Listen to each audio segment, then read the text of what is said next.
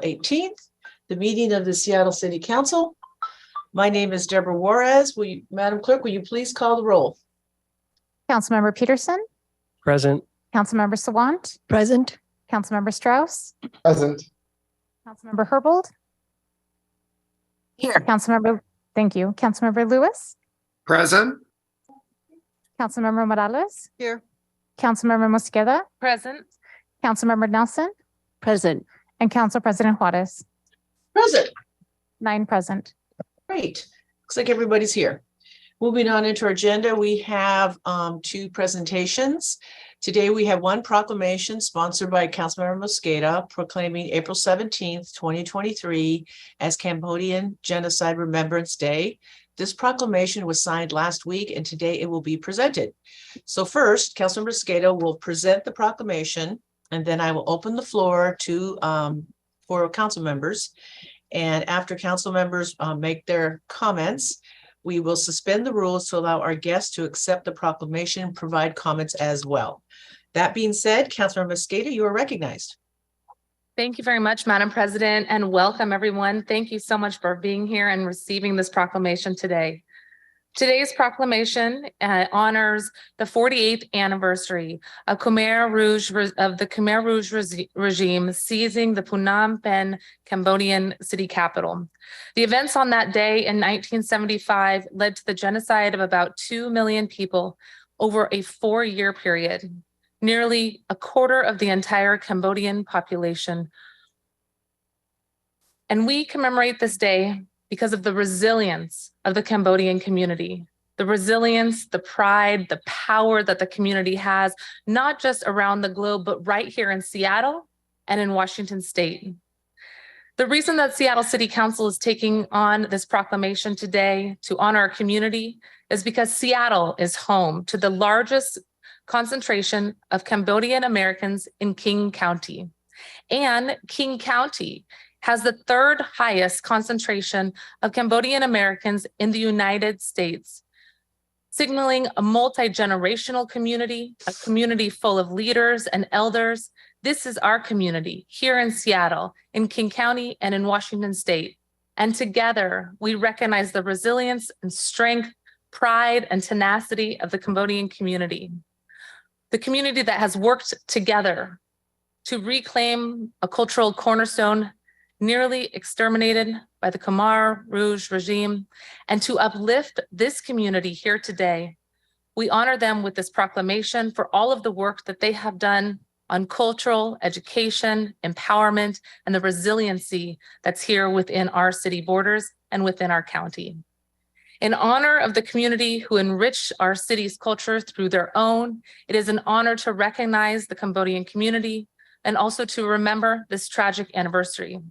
To acknowledge that we must continue to learn from the past if we hope to avoid ever repeating it again in our own city, county, or country, or anywhere in the globe. I want to thank Samith Mel, who many of you know as a leader in our community, Director of Partner in Change, which is a BIPOC-led and BIPOC-serving coalition housed within the Equity in Education Coalition. And thank you to Samith and the community who reached out to our office to sponsor this proclamation on behalf of a number of organizations and community partners who are here with us today, including the Cambodian American Community Council of Washington, the Khmer Language Arts Academy, Khmer Anti-Deportation Advocacy Group, Equity in Education Partners in Change Program, and the Khmer Buddhist Society, along with Spian Ranjana.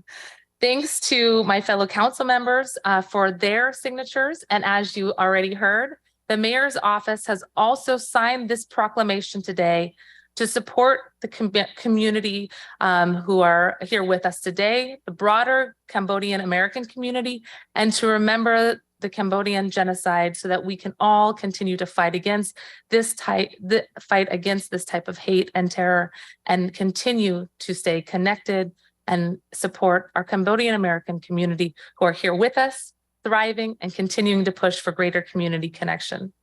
Madam President, we are thrilled to have 3 members of the community and a large number of the community as well who are here to receive the proclamation. And Madam President, When you say so, I would love to be able to introduce them before we present the proclamation. Thank you, Councilmember Mosqueda. Are there any comments from any of our colleagues before we move forward? Not seeing any. If there is no objection, the council rules will be suspended to allow our guests to accept the proclamation and provide remarks. Hearing no objection, the council rules are suspended. And Councilmember Mosqueda, correct me if I'm wrong, the names that I have in front of me are Sina Sam, Savong Lam, and Sabath Eat, correct? That is correct, Madam President. Go ahead. Wonderful. So if those guests would like to come to any of the microphones and make some comments, and I also recognize that there's a number of folks from the Cambodian community that are present in the audience.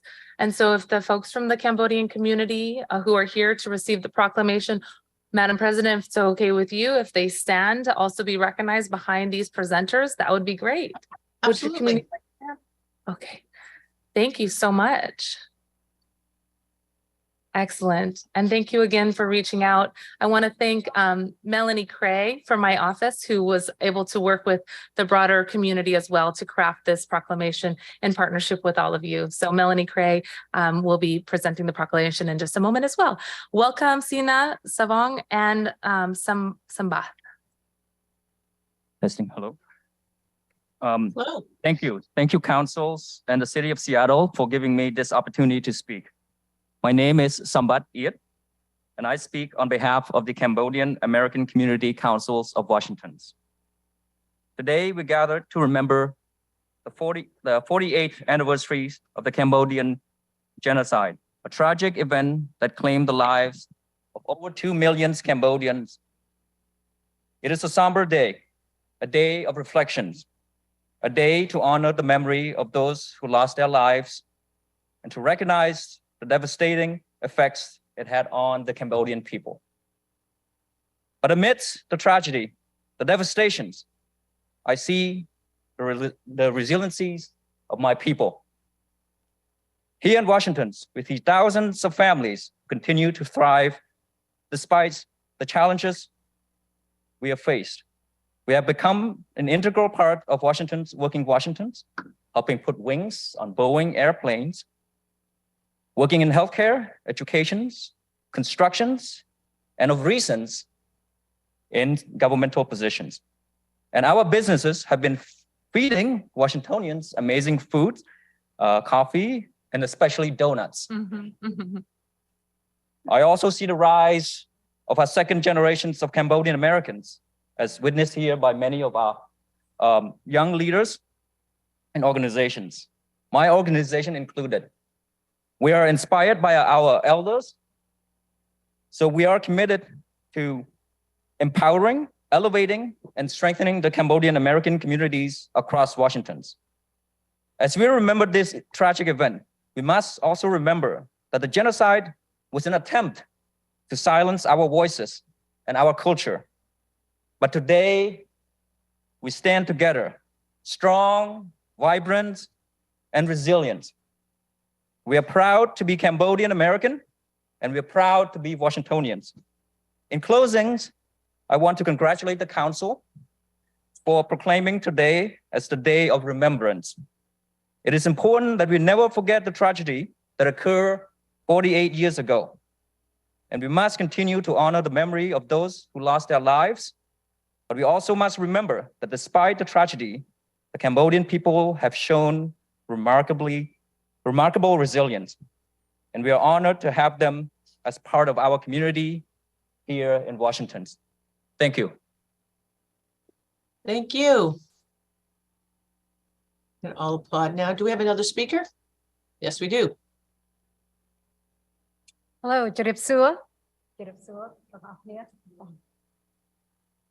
Good afternoon. My name is Savong Lam, and I am with the Khmer Language Arts and Culture Academy. Thank you, Councilmember Mosqueda, for sponsoring the proclamation, Mayor Harrell, and to the full council for your support. As a first-generation refugee and a survivor of the Cambodian genocide, I am honored to be here with all of you on this solemn occasion. April 17th, 1975 was one of the darkest times in human history where nearly 2 million souls were systematically killed by the hands of the Khmer Rouge regime. On the 48th anniversary, I would like for us to remember and honor the souls lost, reflect upon the history of how this tragic event took place, and pay our respects to those who survived. Although I was very young when we escaped from Cambodia, I still remember the feeling of hopelessness and fear that I felt on that day. Today, I want us to remember the many souls lost. For me personally, I would like to remember my older sister, Samat, who perished during the Khmer Rouge regime due to forced labor and malnutrition. She was 6 years old. I also want to pay my respect to all the survivors and thank them for their courage and resiliency. Especially, I want to thank my mom, Toon Sok, who's here today with me, visiting from California. She had to endure holding back her tears as my sister took her last breath in her arms. I just cannot imagine the kind of pain my mom had to go through. I want to pay my respect to my grandma, Sindrun. She's 96 years old. She wanted to come, she's visiting as well, but couldn't. Till this day, she has remnants of shrapnels inside her from the landmine she stepped on while trying to escape to Thailand. My uncle, for his courage and wisdom, he snuck back into Cambodia and coordinated our escape. Their resiliency gives me the strength to persevere, and their love continues to inspire me to keep serving. Although many of us have encountered challenges during our initial resettlement here in the US, our communities reign in rebuilding, strengthening our community, preserving our culture, and creating opportunities for our younger generations. We are making history across the United States. We have elected officials. We have Council Member Joe Bushnell, who became the first Cambodian American elected to office in Washington State. In 2018, we have Sina Sam, who became the first Cambodian American woman appointed as commissioner to the Governor's Commission on Asian Pacific American Affairs of Washington State.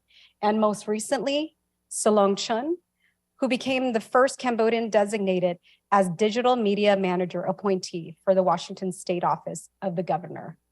We've built Cambodia towns and small businesses, innovated the donut industry. We are professionals, religious leaders, educators, writers, artists, caretakers, voters, advocates, power builders, and so much more. From the darkest depths, our people have risen. We are resilient and must be deeply committed to taking action where needed to support, advocate, love, and uplift one another.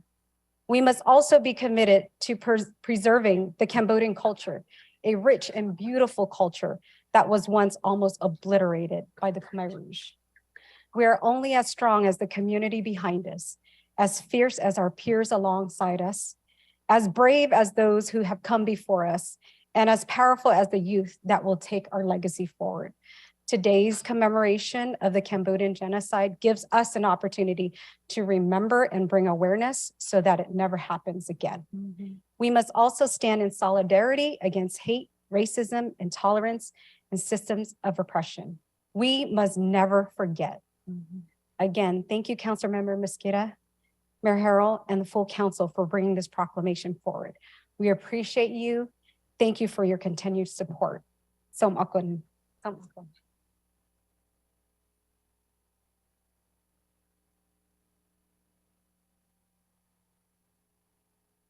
Do we have another speaker, Councilmember Mosqueda? We do, Madam President. She's just coming to the microphone. Okay. Thank you. So hello, my name is Sina Sam. I am a co-founder for the Khmer Anti-Deportation Advocacy Group, Let's pull up that. also known as CAGE. Thank you, Councilmember Mosqueda, so much for your leadership in making it possible to have Cambodian remembrance of the genocide this week in our great city of Seattle. Thank you, all council members and Mayor Harrell, President Council Horace as well for supporting this proclamation, which is so important for our community in rebuilding and healing. As you know, Washington State is home to the third largest population of Cambodians outside of Cambodia. Our arrival in the US marked the largest wave of refugees to be resettled in US history, along with Vietnamese, Laotian, Hmong, U Minh, Tichu, Montagnard, and other minority groups in Southeast Asia.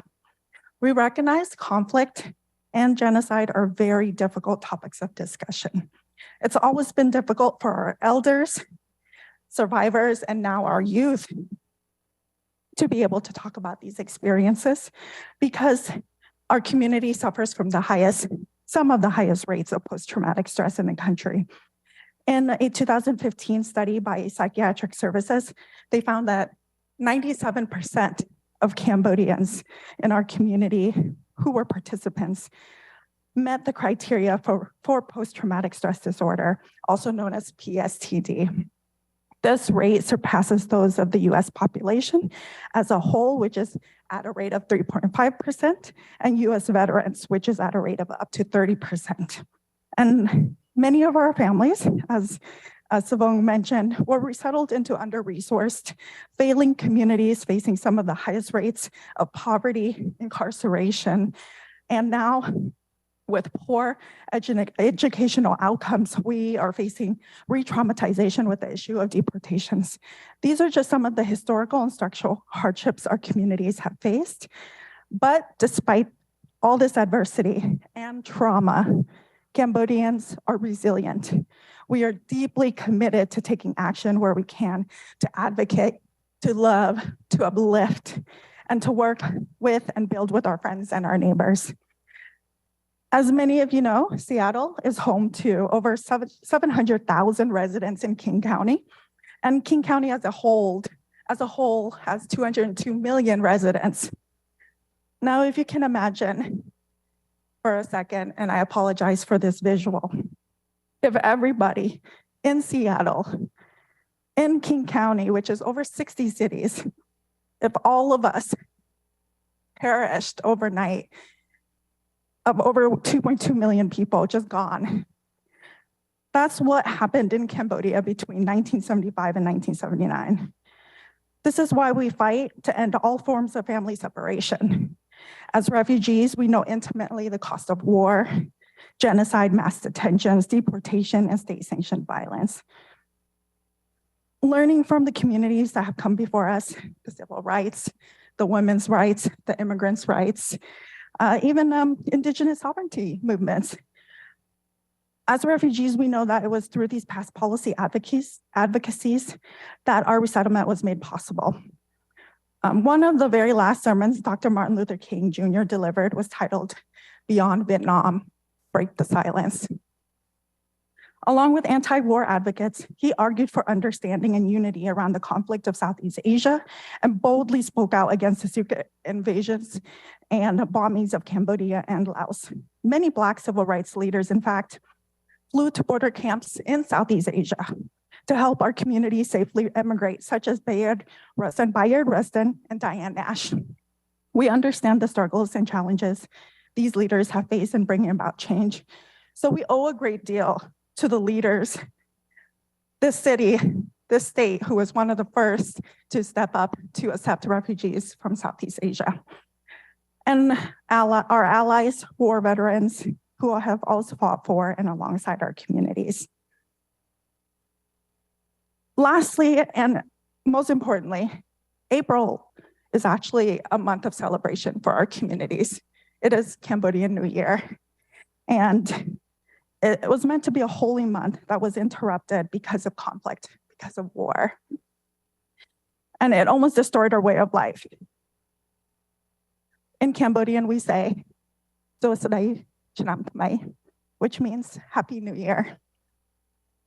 So today we take it back. We will celebrate, we will honor, and we will build with one another. We can be a part of this progress, all of us, and learning about the importance of this proclamation in history is a way for all of us to honor this history and spread awareness of the goal of never again. On behalf of our families and community, we thank everyone here and those tuning in support today. To everyone, we wish everyone a happy and prosperous and peaceful new year. Somakon, thank you. Thank you. Madam President, I'll walk down to present it. Thank you. And thank you to our 3 guests and Councilor Mosqueda, of course, and to all of our colleagues that affixed their name, their signature to the proclamation for the Cambodian Genocide Remembrance Day, which was April 17th. So Councilor Mosqueda is approaching our guests to hand over the proclamation. I'm guessing you're going to have a photo op. We'll hold for that.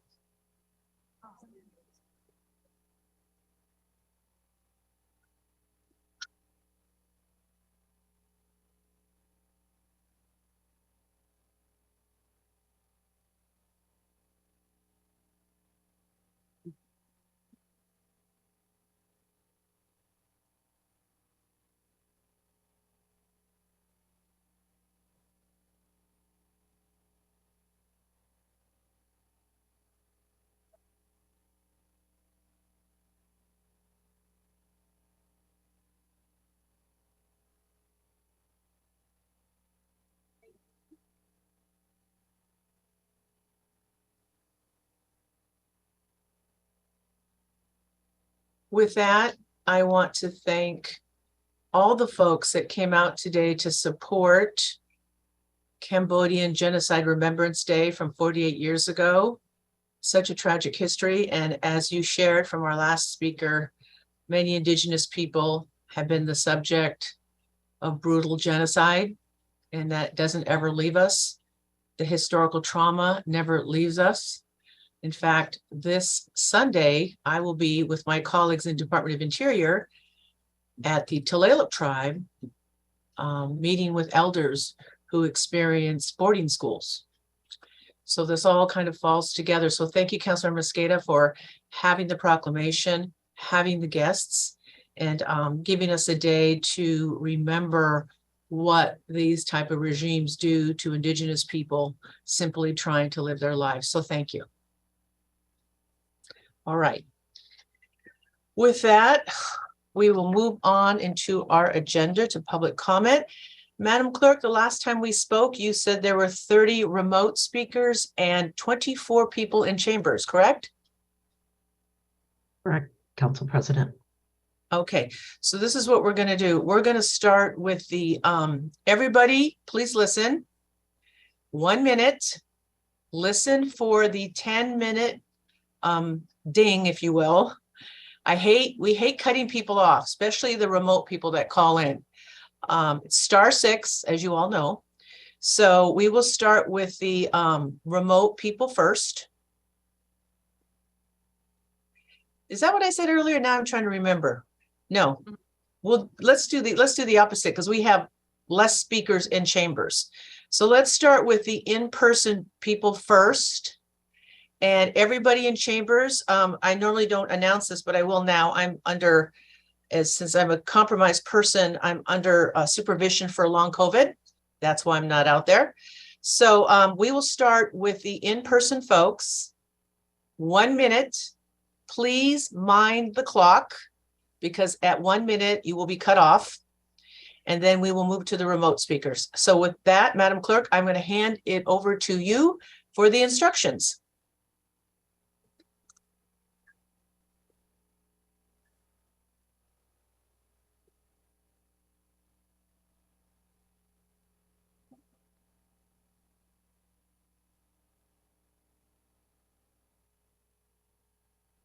Hello, Seattle.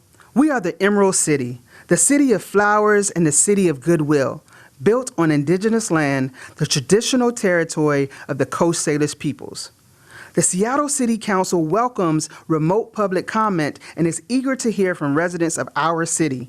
If you would like to be a speaker and provide a verbal public comment, you may register 2 hours prior to the meeting via the Seattle City Council website. Here's some information about the public comment proceedings.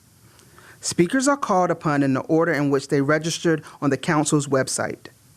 Each speaker must call in from the phone number provided when they registered online and use the meeting ID and passcode that was emailed upon confirmation.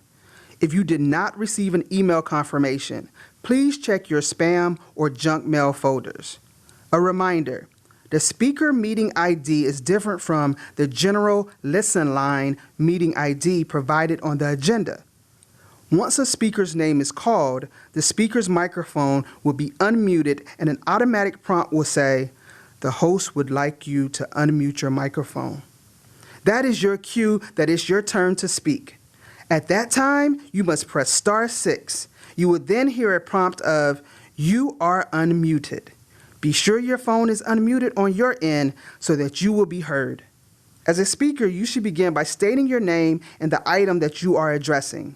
A chime will sound when 10 seconds are left in your allotted time, as a gentle reminder to wrap up your public comments. At the end of the allotted time, your microphone will be muted and the next speaker registered will be called. Once speakers have completed providing public comment, please disconnect from the public comment line and join us by following the meeting via Seattle Channel broadcast or through the listening line option listed on the agenda. The council reserves the right to eliminate public comment if the system is being abused, or if the process impedes the council's ability to conduct its business on behalf of residents of the city. Any offensive language that is disruptive to these proceedings or that is not focused on an appropriate topic as specified in council rules may lead to the speaker being muted by the presiding officer.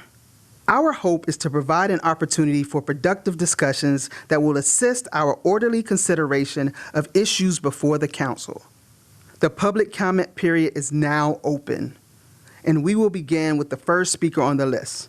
Please remember to press *6 after you hear the prompt of, "You have been unmuted." Thank you, Seattle.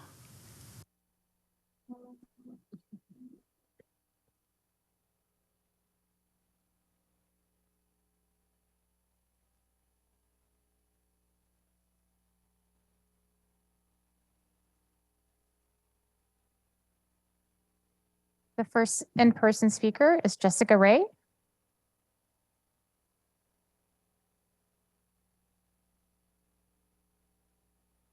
Good afternoon. My name is Jessica Ray, Protect 17 Union Steward for the Seattle Fire Department Admin. Thank you for having us. I'm here today using my lunch break to present you with our petition representing over 6,000 city employees. We deserve a fair contract with equitable wages and benefits, and with the historic inflation rates of the last few years, that means a cost of living increase so that we can afford to live in the city that we all serve every single day. The 1% that was offered to us was offered in the name of increasing racial and social equity, though the effects of offering such a low cost of living increase does quite the opposite. Our contract represents an incredible and diverse spread of people serving our communities. We keep the lights on, we keep the streets clean, we keep the city running. We cover almost every aspect of the city, from fire to 911 dispatch to city light and beyond. We prioritize the city every single day, and it's time the city prioritize us essential and everyday workers. Thank you. Second speaker is Ann Sisney. Hello, my name is Ann Sisney, and I'm the president of AFSCME Local 2083, the Seattle Public Library employees. I'm here as a librarian on my own time to speak to the petition from the Coalition of City Unions. And I want to mostly just remind the council and the mayor of something that you're already very familiar with. And that is that for every vision that you have, every initiative that you sponsor, and every commitment that you make to the people of the city of Seattle, it's the 6,000 workers of the Coalition of City Unions who are out there on the streets making those dreams a reality. We believe very strongly in that work. We support you in your leadership, and we need your support in return to ensure that we can continue to afford to work as city employees carrying out these important functions. I'll leave you with one question, and that is, do you support our call to ensure that wages keep up with inflation for city employees? Thank you. Next speaker is Catriana Hernandez. I'm a 911 dispatcher with the city of Seattle. I have a relatively easy time being considered an essential worker. Some of my union cohorts don't. But we want to be recognized as a city that doesn't just have people subsist, but actually thrive. We deserve to have safe roads, good utilities, public spaces, libraries. And we can't do that and be a progressive city without fair wages. We can't continue to talk a big game about how we're holding private industry accountable when we can't even do the things that we're saying they are failing to do in providing for our workers. I want to leave this with you so you can take it and hold the full weight of it and feel just how much support we've garnered and how important this is to us in such a short time. Because we want to be here and we're getting pushed out of our own city. And that's not what we want. We don't want this to be a theme park. We want it to be a city, to live and be part of the community. And before our next speakers come up to speak on the need for an important rental cap in Seattle, I just want to say that we and they, the overlapping groups of workers and tenants, all deserve to.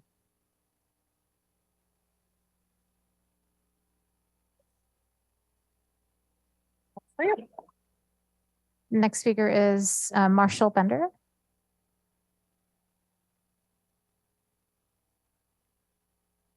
Hello, City Council. Thank you for allowing me to speak to you today. I've been here at the last committee meetings to urge you to support and vote yes on capping rent late fees at $10 per month.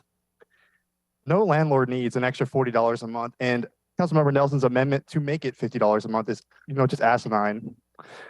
You need to stop the shameless amendment. You need to stop the, just a ridiculous financial exploitation of renters in the city. $50 a week can be a week of groceries, can be medicine, gas for many renters, and we should not allow landlords to exploit renters any further in the city. This would be a simple step to protect people who live here from unchecked financial exploitation, and our city is already expensive and housing already tight. So let's not make the burden on renters worse. Stop the landlords and their exploitation. Vote yes to cap the rent fees at $10 per month. That's all I have to say. You know what to do. Vote in support of your constituents. Thank you. The next speaker is Sam Scheibner.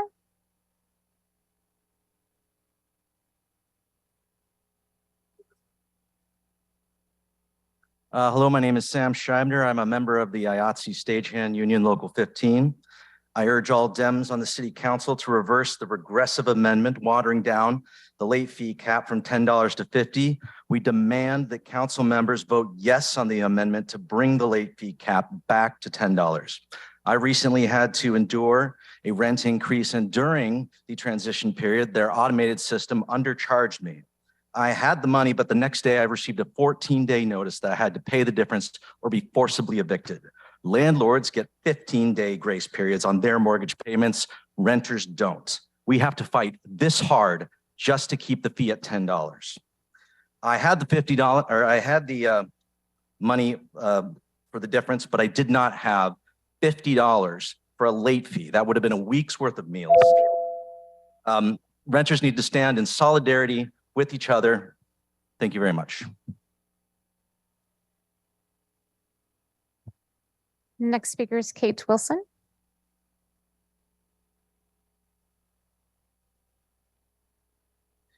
Hi, council members. My name is Katie Wilson. I'm here with the Transit Riders Union and the Stay House, Stay Healthy Coalition.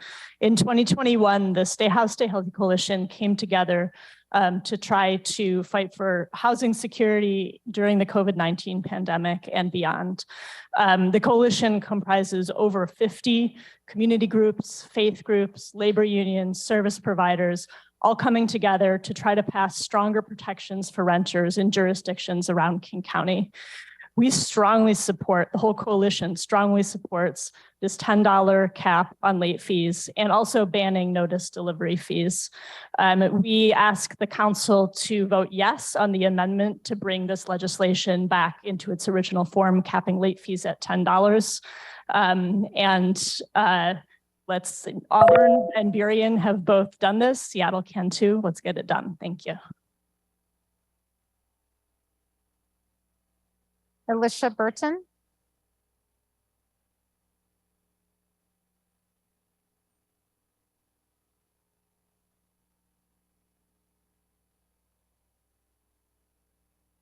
Hello, my name is Alicia Burton and I am from Nicholsville. Nicholsville is in favor of capping rental late fees at $10 a month. I urge all Democrats on the city council to reverse the regressive amendment that watered down the late cap fee from $10 a month to $50. Council members who take home $140,000 per year, while poor people struggle to make ends meet. Landlords get a 15-day grace period for their mortgage payments. What about renters? We don't get any. Let's vote the $10 down.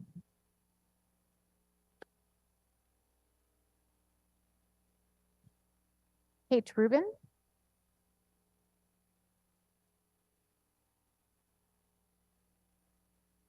Good afternoon. My name is Kate Rubin. I'm a renter living in District 2, and I'm the co-executive director of Be Seattle and a member of the Stay Housed, Stay Healthy Coalition. I'm asking you today to support the amendment to cap late fees at $10. Rents now are extremely high. Some renters are paying more than half of their income, sometimes even 3/4 of their income to rent. One emergency can make you behind, and high late fees can make it so you can never get caught up. For somebody who's earning a lot of money hourly, $50 may not be that much, but if you're a minimum wage employee paying most of your salary to your rent already, getting your way up to $50 when you've already got so much going to rent is nearly impossible. This means sacrificing food for your family or gas to get to work or just staying behind forever. Thank you.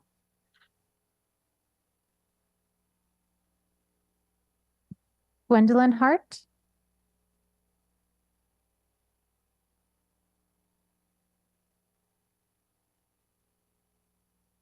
Good afternoon. I'm Gwendolyn Hart. I'm a renter in Seattle and a member of Workers Strike Back. I'm here today to urge all Democrats in the City Council to vote yes on the amendment to bring the late fee cap for renters back down to $10 a month. We are currently in the midst of a massive cost of living crisis. We are seeing skyrocketing rents and surging prices and basic necessities. Renters are a majority of people in the city, and we are the ones paying the heaviest cost for this crisis. Thanks to renters' rights victories in the past few years, we've managed to get very far. This is just the beginning. If we want to save people from the skyrocketing rents that are forcing them out of their homes, we need to go further than this. We need to force the vote on citywide rent control with no corporate loopholes that can save people from this incredible burden. I call on the Democrats today. I know many of you have benefited from support of the unions in your campaigns to side with the membership of those unions today, to side with the majority of people in Seattle, and to vote yes on this amendment.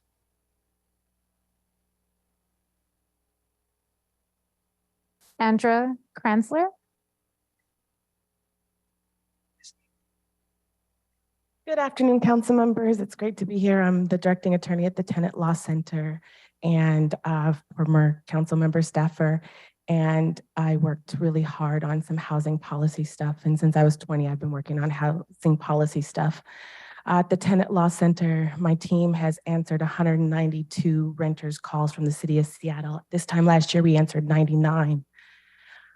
That's because renters are struggling and they all have an issue and there's not enough resources, and we need reasonable rent restrictions on fees and these things, because this is what is needed to make sure that half of our city is able to thrive and prosper. And as a former landlord, when I had renters that were struggling with paying rent on time, I moved the illusory due on the 5th. My grocery store workers, they paid weekly. Social workers paid the 10th and the 24th. I had 100% rent collection, and I passed all of my state and city audits for habitability. Be humane.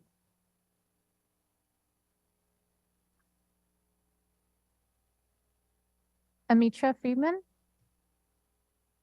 Good afternoon. My name is Anitra Freeman. I'm with Wheel Women in Black. Last Wednesday, we stood for another 32 people who died homeless outside just in March. There's a direct correlation between people who are evicted and people who die on the streets.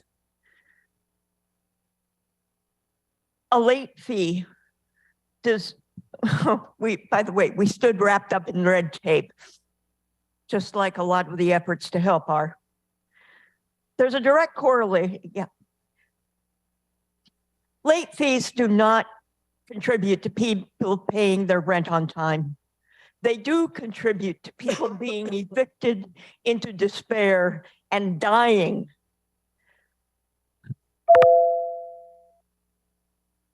We need a $10 cap. $50 can mean a week's worth of groceries. Being late a day.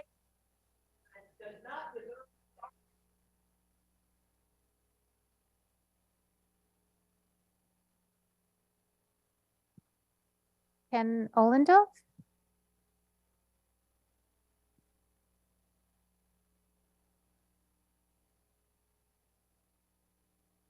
Hi, my name is Ken Ollendorf. I'm with Workers Strike Back and I'm a renter. I urge all the Democrats to reverse the amendment from the $50 late fee cap back down to 10. I gotta ask, why 50? You know, is that the best number you can get out of somebody when they're hard times? I mean, us renters know the game. If we can't pay our rent, we're out on the street. And that little late fee is just nickel and diming us while we're down. That $50 for me, that's enough food for a week. And if I have to choose between a meal and a place to live for the next month, I know which one I'm going to do, and I want to be hungry that night. So I gotta ask, you know, if that's just, you know, in this city, one of the wealthiest cities in the country, that's just deeply wrong. So I ask city council members, stand with renters, not the landlords, and vote yes on the $10 cap. Melina McCombs?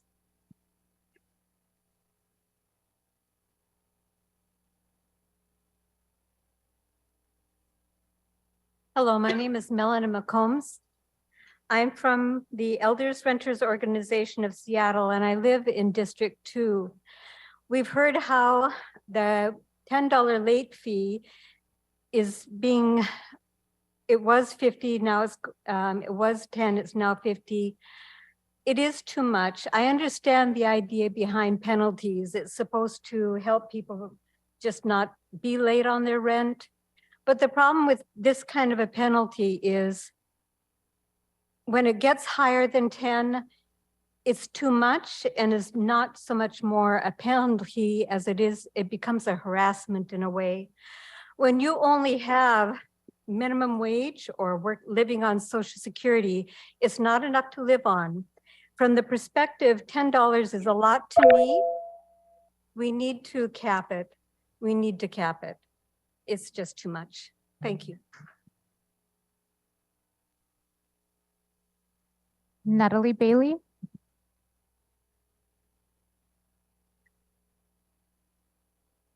Hello, can you hear me? Okay. Hello, my name's Natalie Bailey. I'm a Seattle renter. A member of Socialist Alternative. I'm with Workers Strike Back. I urge all Democrats on the City Council to reverse this regressive amendment that watered down the light cap fee from $10 a month to $50. We demand council members vote yes on the amendment to bring it back, the late fee back to $10 a month.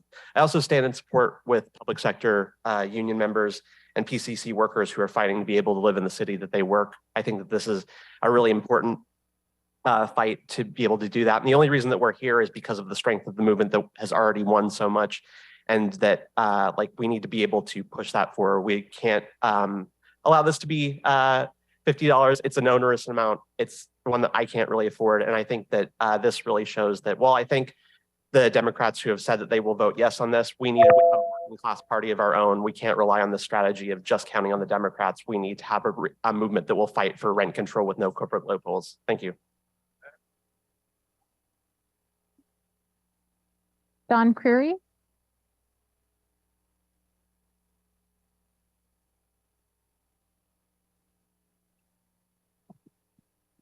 Hey there, I'm Don Creary. I'm on the board of directors of the Drivers Union. We are affiliated with Teamsters 117, and we are the first union of independent contractors in the United States. Thanks much to the support of you guys. I want to ask you today to reject the $50 late fee in favor of $10 late fee. Although, I mean, I think $10 actually is generous and unnecessary. I've lived in the same apartment for 22 years. In 2016, my landlord began a series of biannual and annual rent increases, which means I am now spending $7,500 more per year on rent than I was in 2016. What that means as an Uber Lyft driver is I work 10 to 12 weeks a year to pay my rent increase, not my rent increase. Now, if my landlord needs late fees, I think that he can find that within the exorbitant rent increases that he's subjected his renters to the last 6 years. Thank you very much. Margot Stewart. Hey, my name is Margot. I work and rent on First Hill, and I'm also an activist with Workers Strike Back. I'm here as well to demand that the Democrats on the council reverse the shameful amendment nickel and diming renters by raising the late cap fee to $50. As others have said, you know, it's because of our tenants movement in Councilmember Sawan's office that this is even on the table. You know, but of course, the difference of $40 means much more to a renter like me living paycheck to paycheck than it does to a landlord. And this is just a really needless concession to, you know, some of the largest landlords in the country making some of the highest profit margins, frankly, in the world. And yeah, I just also want to second solidarity with the city employees. The 1% raise that's being proposed by Harold right now is just an outrageous insult. And I think it's another example of city Democrats trying to make workers pay for this economic crisis, this inflation crisis. You know, we need wages that keep up and we need late fees that aren't, you know, crushing us while we're fighting for that. I think ultimately we need a strong movement and a new party to win those things. But yeah, vote for 10.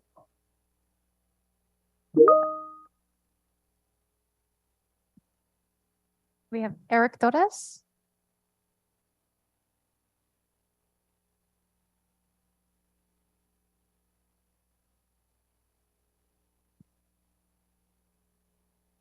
I'm Eric Torres with IATSE Local 15.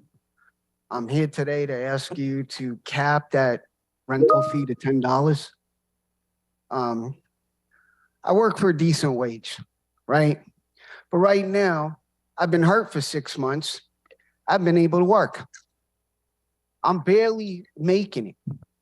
And then you're gonna ask me to pay an extra $40 that can actually feed me for 3 days, right? Then I'm listening to all these other people out here, right? And I'm looking at people like in my neighborhood living in tents, right? Wonder why they're in tents. You know, a lot of people in the real estate market make a lot of money, but you got to come after people that work, right? To make up your little, you know, your extra bits. I don't think so. Anyway, thank you. Ellen Anderson. Ellen Anderson.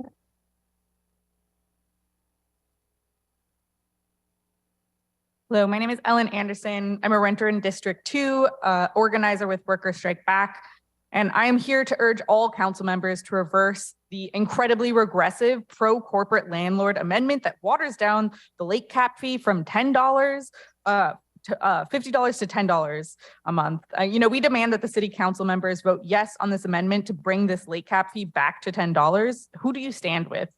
Do you stand with renters or the landlord lobby? Because landlords are making profits hand over fist while renters are aggressively struggling with the cost of living as it is.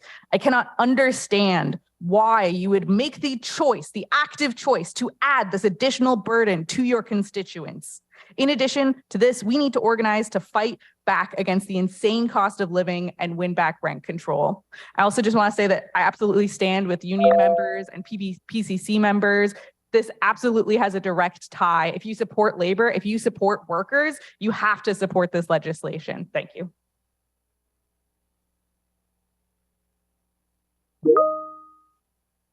Evan Fairborn.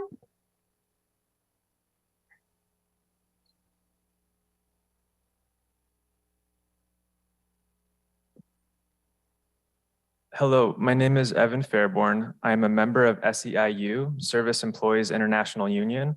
I also work for DESC, a local nonprofit that is working to house people living on the street, people who bear the immense stigma, marginalization, and disenfranchisement from the hands of greedy and insulated corporate elites. Our lives bear witness to the corruption and inequity that continues to rack this nation and will continue until a critical mass of everyday people take a stand against the elite ruling class, the oligarchy, and its henchmen. We demand our council members vote yes on the amendment to bring the late fees on rent back to a cap of $10 a month. The point I wish to make here today is twofold. Number one, this measure does not take anything away from the already rich landlords. It merely stops them from further exploiting struggling renters. The landlords are already massively profiting at every metric. We all know, council members, you know this. Number two, I wish to speak to Councilmember Andrew Lewis. If you're going to be a Labor Democrat, don't betray your word.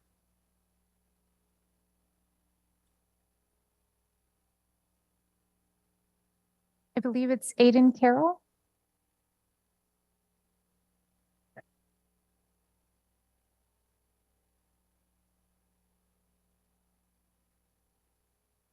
Hi, I'm with Stop the Sweeps 46 Dems Exec Board and others speaking in personal capacity.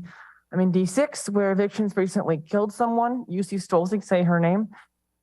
Yesterday, after Harold's press conference, I said to him, are you aware of the new scientific evidence that sweeps are causing massive rise in overdose deaths? And he just got in the car real quick. This is continuing emergency, and we need to keep reminding that, and that is inseparable from the landlord and tenant crisis. We need unconditional housing for all, a massive expansion of consensual treatment. Most people want treatment, but no one won't work without housing. There shouldn't be late fees. There shouldn't be landlords. Late fees are the kind of thing that sounds like an incentive that works, but a lot of incentives that sound like that they would work actually don't. We need rent control and upzoning. I know some think there's only one, but if you will find out the evidence for that, if you pass that bill again that Harold vetoed, that was 5-4 about inventorying apartments, quantity and price. Also, PCC rigged their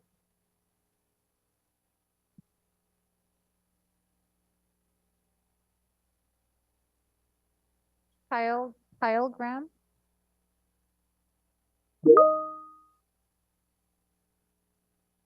Followed by Aridi.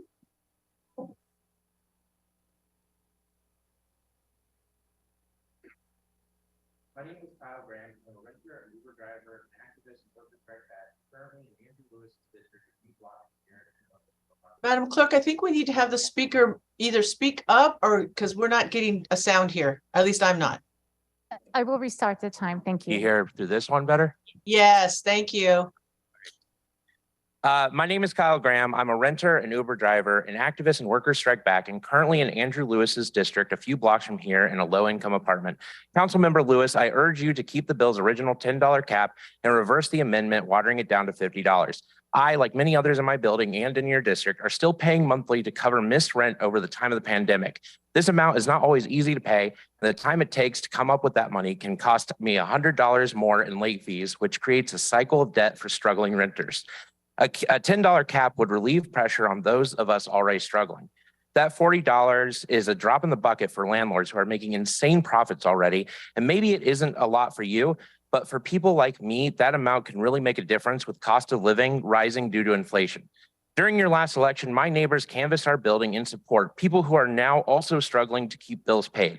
I think that if working class people are willing to volunteer their limited free time to help you get elected, a self-proclaimed Labor Democrat, then you should also be willing to help us out and keep the late fees capped at $10. I also encourage solidarity and support for the public workers.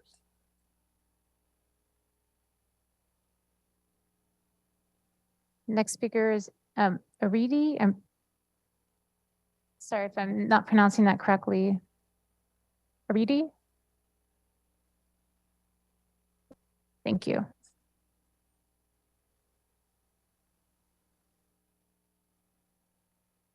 Hi, I'm already a females. I'm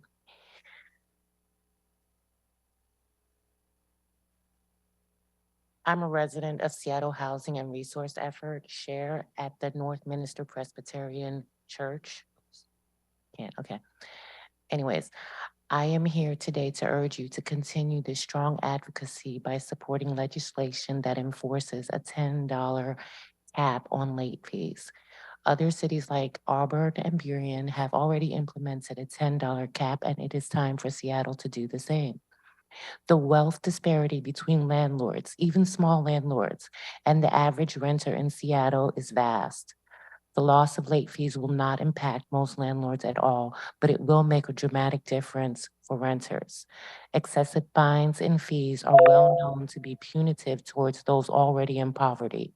We know from experience that excessive fines and fees lead to homelessness, and without shelter, people die.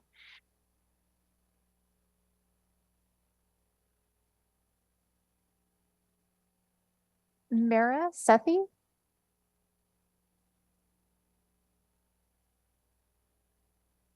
Good afternoon. My name is Mira Sethi. Since I bought a home in Wallingford in 2015, median rent prices in Seattle have risen over 50%, with eviction rates and homelessness rates going up alongside. I'm here in solidarity with my neighbors who are renters. Because my husband and I are homeowners, our major cost of shelter, our mortgage payment, has stayed the same. While our property taxes have gone up with the value of our home, we can deduct the entirety of that cost, along with our mortgage insurance and other tax benefits. Even the smallest of small landlords in our city has access to many of the same and some additional government subsidies and protections, while collecting skyrocketing rent payments. The argument that raising the late fee cap offers more balance makes no sense when the deck is already stacked in favor of property owners. The argument that $10 is unsustainable makes no sense. Who as council have the power to sustain it? Vote yes on the $10 late fee cap.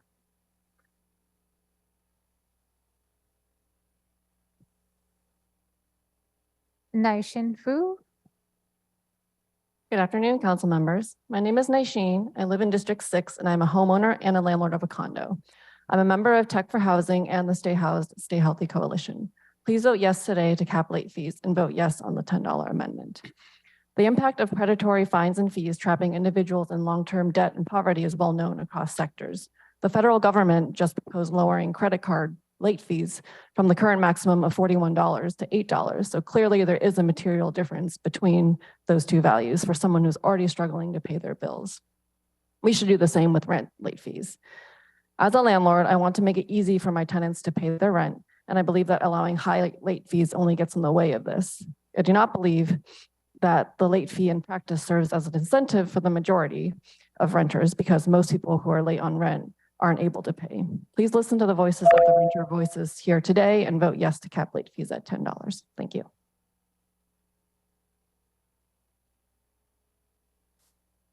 And the last two in-person speakers, Harriet, and then followed by Rachel.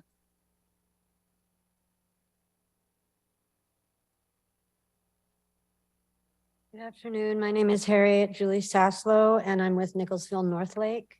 I would like to urge all Democrats on the City Council to reverse the regressive amendment that watered down the late fee cap from $10 to $50 a month. We demand council members vote yes on the amendment to bring the late fee cap back to $10 a month.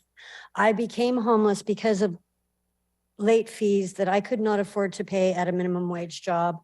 Thank God for Nicholsville, so I'm okay, but a lot of people are not. There are people out there dying because they can't afford these ridiculous rates that they're having to pay. So please, once again, I will ask you to stand with renters, not the landlord lobby, and vote yes on a $10 a month cap on late fees. Thank you. Our last in-person speaker, Rachel Kay.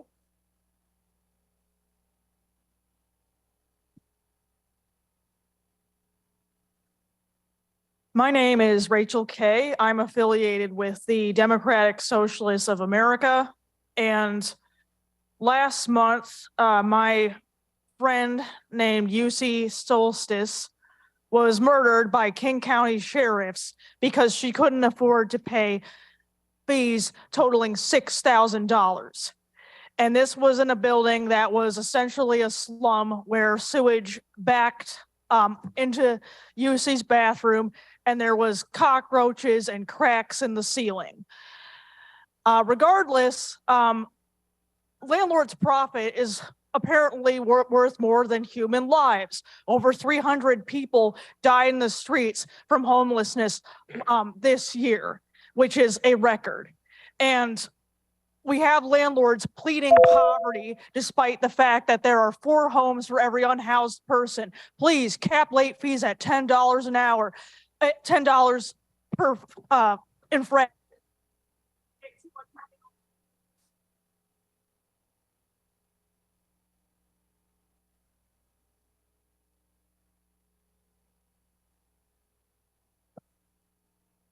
We are now moving into remote public comment speakers.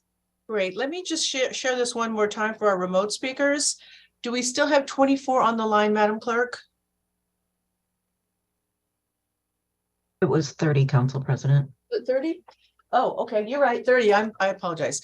Again, to our remote speakers, 1 minute, please. Again, I just hate it when people get cut off because they're not listening for the chime. And also,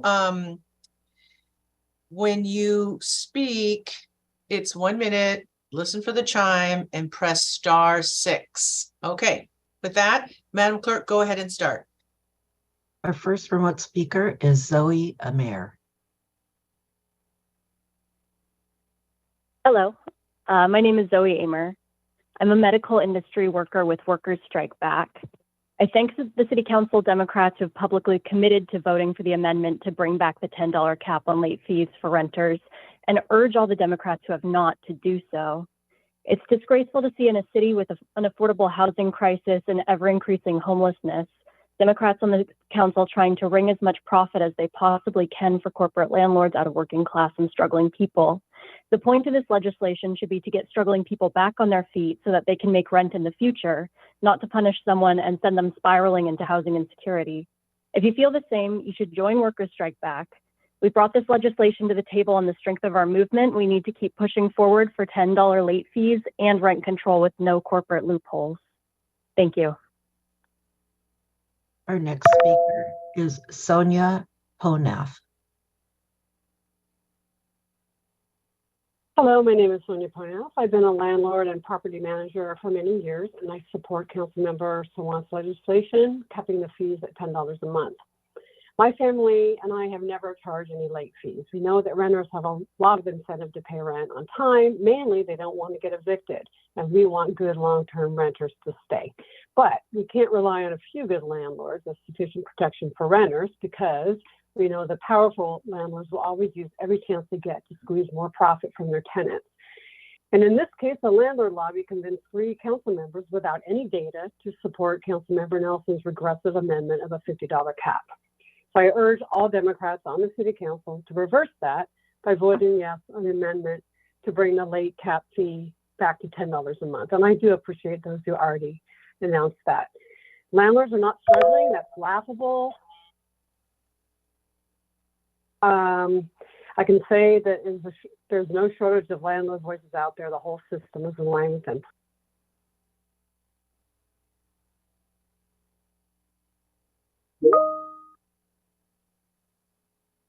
Our next speaker is Emily MacArthur. Hi, my name is Emily. I'm a lifelong renter and a resident of District 2. I'm a member of the Stay House, Stay Healthy Coalition, as well as Socialist Alternative. I'm here to urge the Democrats to reverse the regressive amendment that waters down the $10 a month late fee legislation, and to vote yes on Councilmember Sawant's amendment to reverse this regressive attack. There's no data proving that $50 magically enforces on-time rent. This is purely speculative, but what is clear is that $50 is a lot of money to working class people. It's 1 week of groceries if you're on SNAP. It's 3 hours of work if you're a minimum wage worker. Landlords make 30% profit on the work that they do. Google, an international corporation, makes 21% profit. It's absurd that we should be subsidizing landlord profits with trying to pass pro-landlord legislation. Stand with renters, reverse this regressive amendment. All Democrats, including so-called pro-labor Democrats, should vote yes. Our next speaker is Graham Dart. Hello, My name is Graham Dart, and I am a volunteer with the Tenant Law Center at Catholic Community Services. I urge the council to pass the bill capping rent late fees and prohibiting notice fees, and to pass the proposed amendment returning the cap to a monthly $10. Tenants already prioritize rent payments ahead of other expenses. If they don't pay rent on time, it's because they can't pay rent on time. And no amount of disincentive, if you want to call it that, in the form of late fees can make money for rent materialize. Allowing up to $50 in late fees, potentially charged every day rent is not paid, will leave tenants with even more needless debt. Furthermore, 1.5% of monthly rent is vague about whether other included expenses apply and will leave tenants vulnerable for financial exploitation from unscrupulous landlords. Other cities like Beering and Auburn already have a flat $10 cap. Seattle should follow suit. Thanks very much. Our next speaker is Austin Price. Hi there, my name is Austin Price, and I'm just calling in today to urge all Democrats on the City Council to reverse their aggressive amendment that's watering down our late fee caps from $10 a month to $50. Anybody, especially Councilmember Lewis, claims to be, labor sensitive, labor supportive. Really like to see this turned around. It's completely ridiculous, as a million other speakers have already said. I'm sure you're going to hear more of. That we would add these ridiculous late fees on top of everything that renters have to deal with during this crisis. The constant inflation, the constant raise of rents, I could go on and on, as everybody else already has. I also just kind of want to throw in as well support with the members of the city union struggling for better pay raises. The 1% proposed raise to keep up with cost of living inflation, that's really paltry. That's unacceptable and an insult. All right, thank y'all for listening.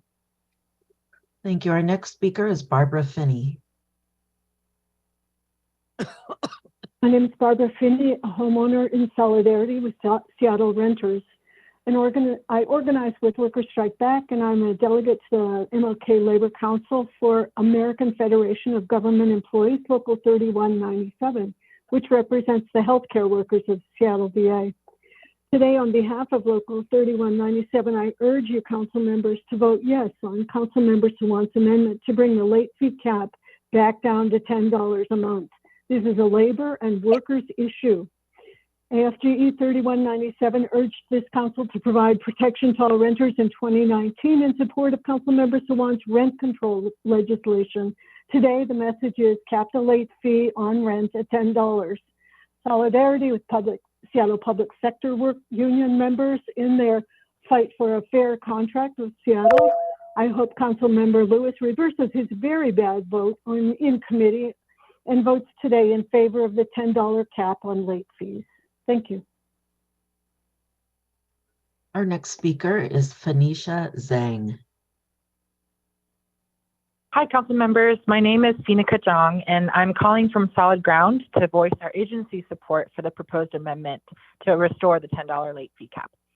Solid Ground's tenant services program supports over 1,000 renters at risk of eviction every year, and we see the harm that unregulated excessive late fees can have on renters.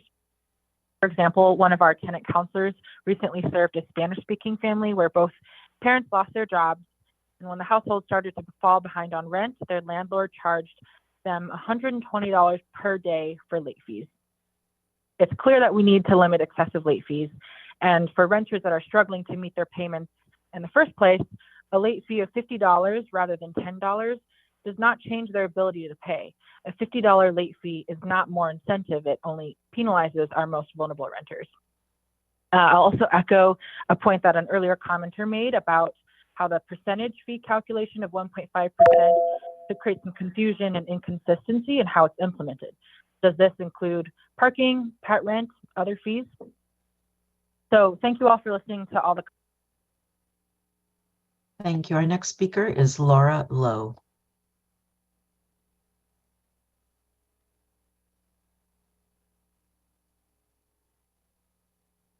Laura? Hello? Hello? Okay. Yes, hello? You're on. Hello? You're on. Okay.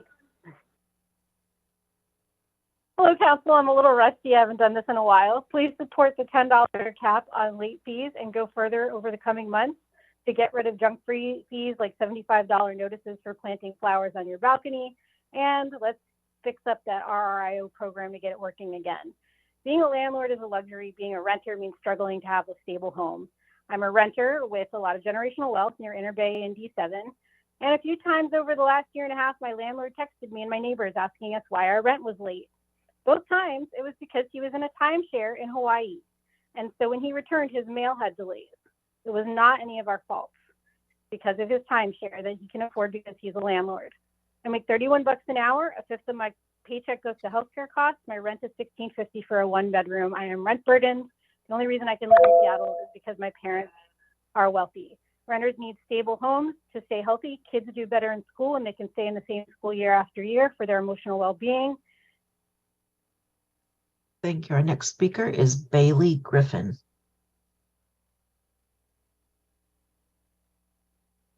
Hi, my name is Bailey Griffin. I'm a Seattle resident, renter, and voter. I urge all Democrats on the City Council to reverse the amendment that watered down the late fee cap from $10 to $50.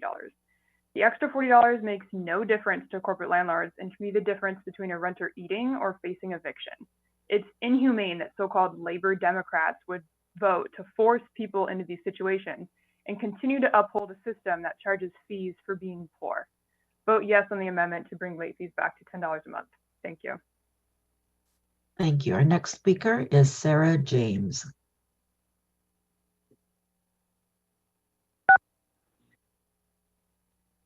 Hi, my name is Sarah. I'm a Workers Strike Back member and a Homestead Community Land Trust homeowner. I stand in solidarity with renters. Our city has nowhere near enough affordable housing, and to punitively penny pinch renters on late fees is blatantly anti-working class. I urge all corporate Democrats to vote in support of capping late fees at $10 instead of $50. We demand that council members vote yes on this amendment, and I support public sector workers and union members. I can't believe that Lewis, the youngest member of the Seattle City Council, would screw over his peers with unnecessarily higher caps. The difference between $10 and $50 might seem like nothing for someone making over $140,000 a year, but to most of us, that's a trip to the grocery store. There's literally no reason for this increase other than to leech more money from working people for landlords' profits. We are in an affordable housing crisis and need real rent control. The majority of millennials, 41% of them spend more than 30% on their rent. This city is untenably expensive, and to just squeeze out more money for no reason is... Our next speaker is Avi Matarazzo. Hi, council members. My name is Avi. I am a grad student at UW and the vice president of UAW 4121, the Union for Academic Workers, Postdocs, and Research Scientists. I'm here in support of capping late rent fees at $10. I have directly heard from graduate students on the exploitative practices of their landlords. Our union members are already struggling to pay for housing in Seattle. Last year, we found 80% of our 1,100 respondents on a survey pay more than 30% of their salary on rent. And we know that in the last year, this was probably increased greatly. Many student workers live paycheck to paycheck, especially when our hours are not guaranteed across UW throughout the year. We need to have that understanding $10 per infringement of late fees. I've seen extremely retributive landlords, both small and corporate landlords, charge our members extremely high fees and continue to increase rent. In our worsening housing crisis, please stand with tenants and vote yes on $10 per month late fees. Stand with our union siblings too that keep our city. Thank you. Our next speaker is Mason Green.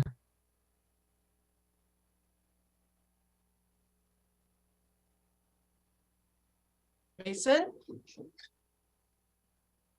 Hello, my name is Mason Green. As a Workers Strike Back activist, renter, and student advocate at the UW, I urge council members to reverse the $50 amendment on the $10 late fee cap. This would not affect my current situation, where it is currently a $50 late fee already with a $10 additional per day fee. Renters in Seattle demand bold, progressive action to protect and expand their rights. This late fee cap would have a significant impact on the security of renters in Seattle. It would protect people like me who face $250 in late fees due to unexpected employment and timing of paychecks. This amount of money is 20% of my monthly income. As a student, I am putting myself through school, and this money is extremely valuable to me. It contributes to my daily stress and, in the moment, worsens a mental health condition that I had. I appreciate your time, and thank you. Thank you. Our next speaker is Donald Goodwin. I see the tile. Donald, it looks like you're ready to go. Donald, are you there? Yes, yes, Go I ahead. am. This is Don Goodwin. Don Goodwin. Used to be a member of Local 289, Local 587, and Local 17. I've worked hard all my life. I do own 2 rentals, and I'm not a rich individual. Having said that, in the last 2 years, I put somewhere between $175,000 and $200,000 into the 2 homes to improve the environment that the people live in. And I won't be recovering that money from the rental money that I get from the people. In January 2023, I raised the rent $150 for the first raise in over 4 years for one of the homes. I think a lot of landlords got a bad reputation here. When I remodeled the home, the people that were in the home when I was remodeling it did not pay for rent. I offered them childcare, and I offered them the other stuff. And I'd like to see the city council to do stuff to Sorry for cutting people off again. You got to be mindful of that chime. Our next speaker is Benjamin Merritt. Hi, my name is Ben Moritz. I'm an affordable housing provider here in Seattle. Manage about 500 apartments with an average affordability of about 55% of AMI. I'm here to support the very reasonable 1.5% cap on late fees that many have referred to as a $50 cap. Our average rent is about $1,000 for the apartments that we own and manage. About 1.5% of that is $15. It doesn't make much of a difference whether the late fee is 10 or 15. Both of these will lead to many more late payments for us, which will increase our costs for us and other affordable housing providers, which will lead both to higher costs for renters and restrict the availability of affordable housing. We have data on this and are happy to share it. Capping the fee at $10 instead of 1.5% would really only help the much higher rent luxury housing providers. Please consider that as you consider the amendment today. But more importantly, please continue your efforts to help both renters and the housing providers who serve them through common sense solutions such as permanent rental assistance. Thank you. Thank you. Our next speaker is Casey Burton. Hello. Hello. My name is Casey Burton, and I am a senior staff attorney at the Tenant Law Center. And I am asking that the council pass a $10 late fee and get rid of all the other arbitrary fees that landlords charge. We know that people are struggling, and that includes struggling to keep a roof over their heads. There isn't any cap on late fees for those who live in Seattle. And this is a city where over half the inhabitants are renters. We know that $10 is reasonable and workable. Just look at Auburn and Burien. The rental market hasn't come crashing down. That extra $40 doesn't have nearly as much an impact on landlords as it would on renters. And the same goes for notice fees. I understand landlords are trying to run a business and maximize their profit, but it's not the council's job to help them squeeze every penny they can out of the people who live here. It's your job to take care of and worry about the human beings who live in this city. The people who live here are telling you that they need a $10 cap and they need to be free from arbitrary fees. If we learned anything from the pandemic, I should hope we learn that life can pull the rug out from underneath you at any time. We need these protections. Thank you. Thank you. Our next speaker is Karen Taylor. Karen, push *6. There you go. Hi, my name is Karen Taylor. I'm a renter and I'm disabled. And I spend 3/4 of my disability check on rent. And recently our food stamps were cut dramatically because the pandemic is supposedly over. And then my food delivery service for disabled folks had to stop providing groceries along with a few prepared meals. So I no longer get fresh fruits and vegetables. So I have to spend some money on food in a way that I didn't before. And so please cap the late fees at $10. The $50 is so much to me. It's not just like a week of groceries. It's money I'm desperate for to spend on whatever cheap groceries I can. So please cap them at $10. Thank you.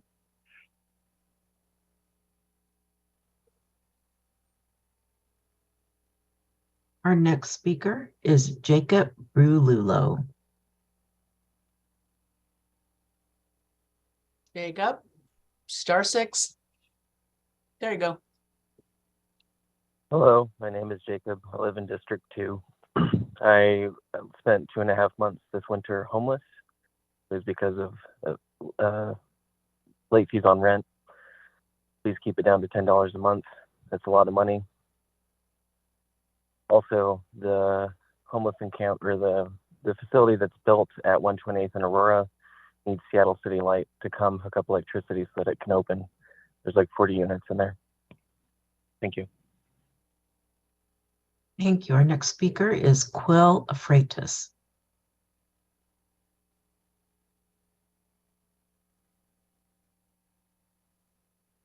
Hello, my name is Quill Freitas. I'm a PCC worker and UFCW 3000 member and renter in D1.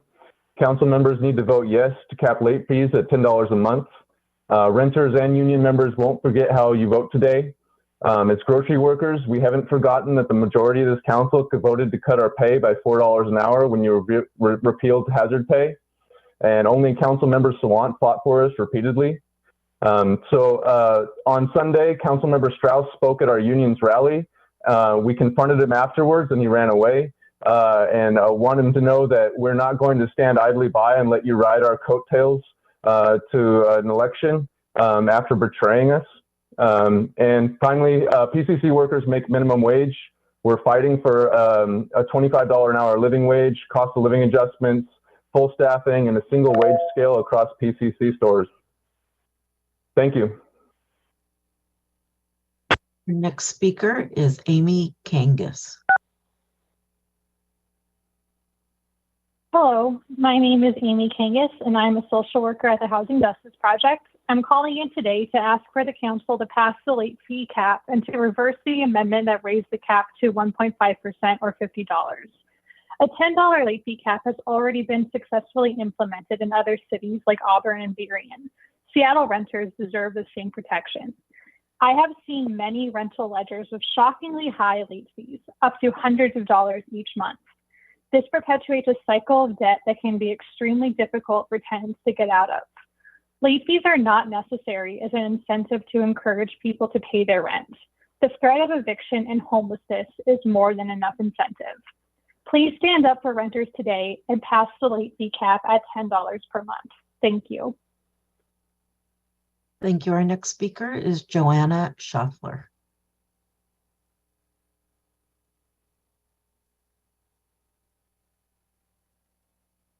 This is Joanna Schuttler. I'm a lifetime Seattle resident. Usually I'm on the side of everybody who's in the room for the most part, but this time I'm calling as a property manager. And most of my owners are small owners. I have one who has cancer. I have one who is very elderly. A lot of times that is their only income. So it's really challenging to hear people talk about the bad landlords when they can barely take care of themselves, much less then they need to have a property manager. So our time is valuable. All of our time is valuable. And we keep forgetting about the time it takes for dealing with a late person. So maybe have a program where there's late fees that people can be paid the late fees to give to the landlord or get a nonprofit for that. But it does take time managing all of this, these things. Also, the state cap is at 10%. So that person who got all those late fees, there's your 10%. You should check into that. But, you know, it takes time and people forget about that and they're not all well. Thank you. Our next speaker is Tanya Moore.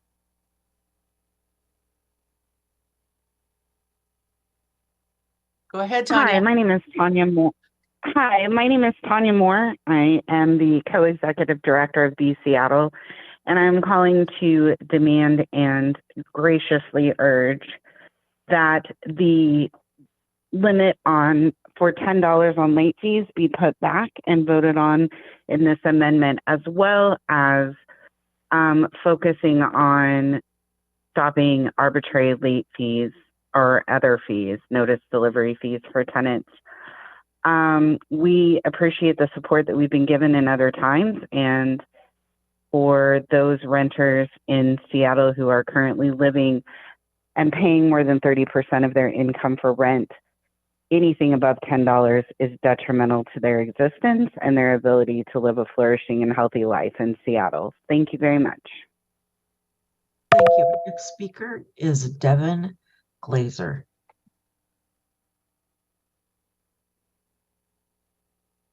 Hi, council members. Hi, council members. My name is Devin Glazer. I'm an attorney with the Tenant Law Center. I wanted to encourage you to pass the amendment limiting late fees to $10, and then really want to speak to just how powerful this legislation is for tenants. I think a flat $10 cap on late fees is both pragmatic and progressive, but to be clear and not to contradict other people here, there is no state cap. Landlords can charge any amount to tenants right now. And so I've seen some very unimaginable fees being charged to tenants because there's no protection in state law. Beyond that, I also really want to thank you for banning notice delivery fees. Again, there is no protection in state law, so landlords are currently able to print out a piece of paper, put it on a tenant's door, and then charge them any amount for that privilege. This is abusive behavior, but the Residential Landlord Act is not covered by the Consumer Protection Act, so we see some really bad behaviors, and people get away with it. We need you. Thank you. Thank you. Our next speaker is Cheryl Anderson.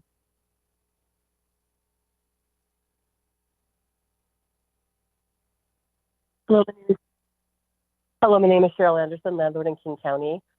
Definitely in the minority here, definitely not a wealthy landlord, just trying to struggle paying all the renters' payments plus my own. I've really forgotten what a late payment means. It's meant as an incentive for renters to pay their rent on time. And I'd rather get rent on time and never have to collect a late fee. By having such a low late fee, it's encouraging renters to not pay their rent at all, I feel like. And landlords still have to make their mortgage payment, the tax payment, property taxes, insurance rates, all utilities, all the bills every month on time, where they face horrendous fees, liens, and possible foreclosure. I feel that a minimal late fee is not a good way to go about providing low-income housing or solve the homeless situation. The problems are way bigger than penalizing the small-time landlord, actually all landlords. And there's assistance out there for riches to get money. I'd like to see, if you guys are going to cap the late fee at $10 for renters, can you go to mortgage companies and please cap our late fee at $10 instead of $100 you have to pay? And also the concern of 10 to 40, we need to, where's the rent payment getting paid for? Landlords are people too. Thank you for your time. Thank you. Our next speaker is Shannon Newsom.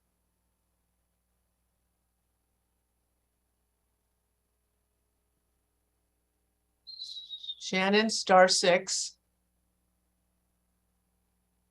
I see her tile up there. Hello? Yeah, there you go, Shannon. Oh, try again. *6.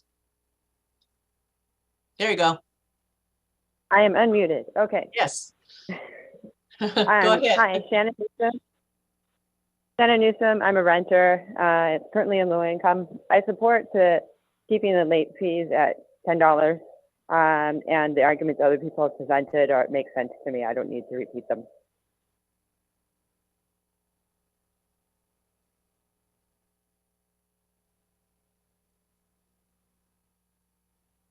Our next speaker is Gwyneth Hamar. Gwyneth, *6. There you go. I'm not calling in to demand anything, actually. It's simply not true or logical that renters are poor and property owners are rich, that renters are good and property owners are evil. And that narrative is a setup for our entire city of a huge population of people who support the city deeply. And we're a family with small children who are also living paycheck to paycheck and have a single property that we rent. And I'm one of hundreds of like-minded property owners who would never evict a renter over a late fee and have never evicted anyone at all. So I urge the council to make a necessary distinction between families who own a single property and simply use the rent to pay the mortgage. The late fee is in the lease to prompt conversation. We never actually charge it. It's a gross misrepresentation that all property owners are horrible people. We are, among many others, waived and reduced rents during COVID and haven't increased them since. I respond to tenants, I give them what they need. And what this prompts us to do, it's so demoralizing that we can sell our places to developers who will tear it down and build $2 million houses, but none of us can. Thank you. Our next speaker is Nancy Glazer. Yes, hello.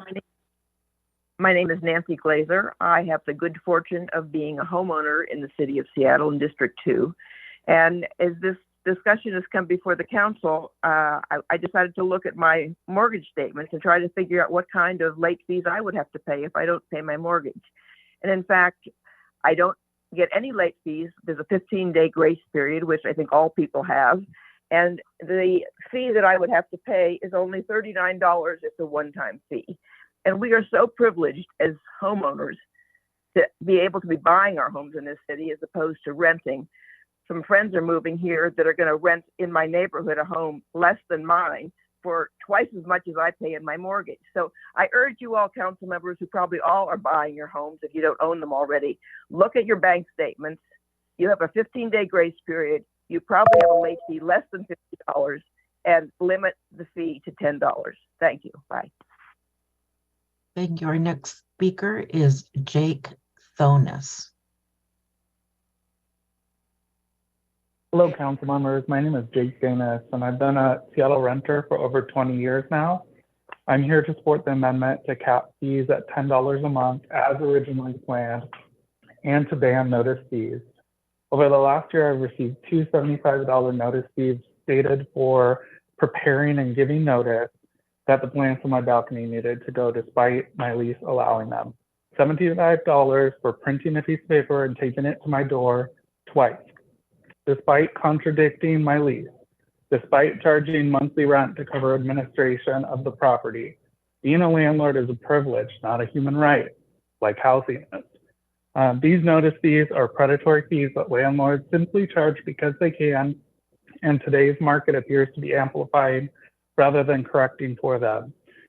For those living paycheck to paycheck, this can be a death blow, possibly skipping 2 weeks worth of groceries or rationing vital medications to be able to pay. Landlords abusing their power. Thank you. Council President, that was the end of the remote list, but it's my understanding we have two more speakers in chambers that have signed up to speak. Great. Let's go ahead and wrap it up with our last two speakers in chambers. Last two speakers, Angelique Wilson, followed by Anthony.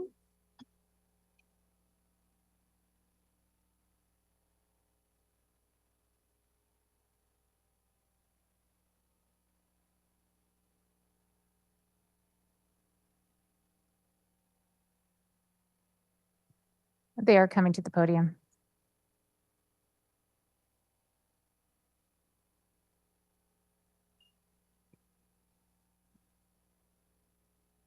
My name is Angelique Wilson. I am a new resident here in Seattle. I've come from the East Coast homelessness. I've come to a place to where I have stability. I have a good source of resources that I can utilize. I have grown from mentally, physically, and spiritually. I have a puppy. I am so excited, with my life right now today at 55 years old. And with the rent situation that they have going, I really feel that it's important if you want to continue with the $10, something that's tangible for people like me, so that we do not have to feel discouraged knowing that from 1 minute to the next that there's going to be some inconsistency. I've spoken with some of the homeless people and asked them why aren't they inside after I've come all of this long way and how I've become.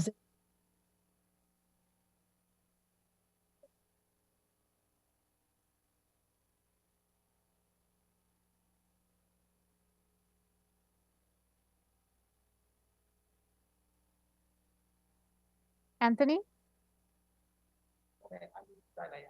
Okay, that's the end of the in-person public comment, Council Okay. President. That's the end? Oh, okay. I thought Anthony was going to speak. All right. Okay, folks, it is 3:37 and we've just finished public comment, and I'm going to close public comment and we will move on into our agenda. Thank you, all of you who called in, and those of you who came into chambers to voice your concerns and your opinions. Thank you very much.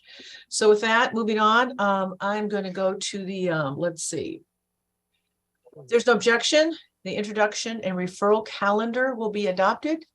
Not hearing or seeing an objection, the introduction and referral calendar is adopted. Moving on, if there's no objection, today's agenda will be adopted. Not seeing or hearing an objection, today's agenda is adopted.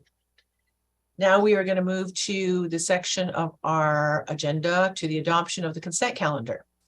The consent calendar includes the minutes from April 11th, Council Bill, Payroll Bill, Council Bill 120545. We also have from Councilmember Nelson's committee, the Economic Development, Technology, and City Light Committee, 10 appointments to the Seattle Film Commission. Thank you, Councilmember Nelson, for guiding us through that and hearing and learning about each appointee. And from the Public Safety and Human Services Committee, Councilmember Herbold has 3 appointments to the Community Police Commission. So with that being said, are there any items that any council member would like to have removed from the consent calendar? All right, not seeing or hearing that any council member would like an item removed, I move to adopt the consent calendar. Is there a second? Second. Thank you. The consent calendar, it's been moved and seconded, and the consent calendar is adopted. Will the clerk please call the roll on the adoption of the consent calendar? Councilmember Peterson? Yes. Councilmember Sawant? Yes. Councilmember Strauss? Yes. Councilmember Herbold? Yes. Councilmember Lewis? Yes. Councilmember Morales? Yes. Councilmember Mosqueda? Aye. Councilmember Nelson? Aye. And Council President Juarez. Aye. 9 in favor, none opposed. Thank you. The consent calendar is adopted. Will the clerk please affix my signature to the minutes and legislation on the consent calendar on my behalf? Moving to committee reports. Today we have 3, and the first one is out of the Public Safety and Human Services Committee. And Madam Clerk, can you please read item 1 into the record? The report of the Public Safety and Human Services Committee, agenda item 1, appointment 02496, appointment of Tanya Kim as Director of Human Services Department for a term to March 1st, 2027. The committee recommends that City Council confirm the appointment. Thank you. Councilmember Herbold.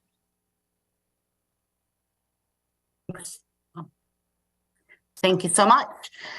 Let's see here. So this is a really exciting day, and I'm happy to share with my council colleagues that the Public Safety and Human Services Committee members unanimously voted to recommend the appointment of Tanya Kim, current acting director of the Human Services Department, a permanent position on April 11th.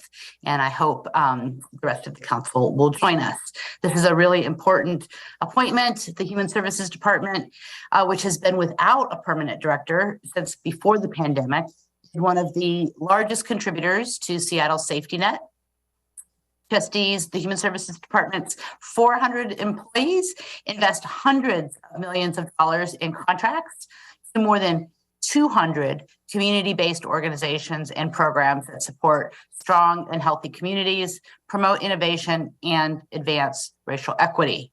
Luckily, Acting Director Kim is well familiar with the challenges and has already led the department through some of the most difficult days of the pandemic and our city.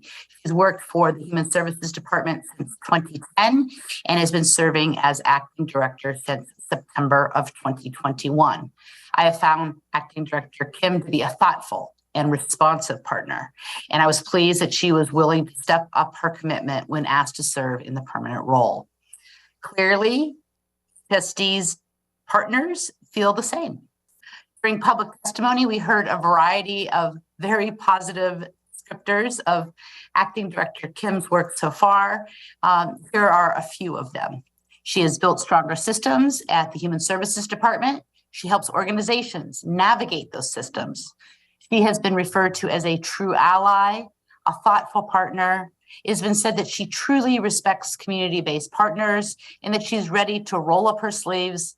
She's a good communicator during times of crisis. Director Kim leads with integrity. She creates spaces to have honest and sometimes difficult conversations, and her commitment to racial justice was extolled by many.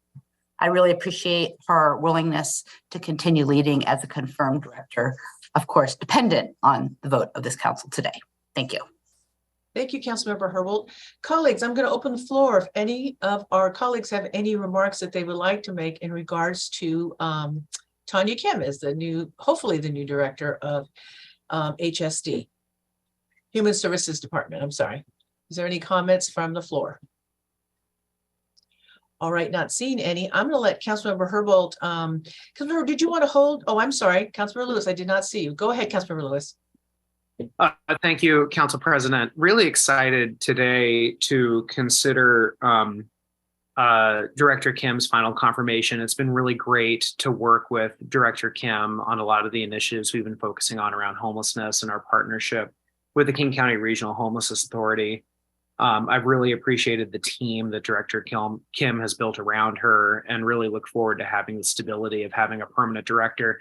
I think Councilmember Herbold undersold it a little bit about not having a permanent director before the pandemic. I think it was for several years before the pandemic that there hasn't been a permanent council appointed director at this department. So this stability is very, very important, and we are very fortunate to have a great nominee to fill this position and very excited to vote to confirm Director Kim this afternoon.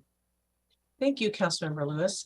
I just want to add a huge thank you to Councilmember Herbold and Councilmember Lewis, who both serve on the Regional Housing Authority, and our big move when we were here to move a lot of staff from HSD over to the King County Regional Housing Authority. It was no easy task.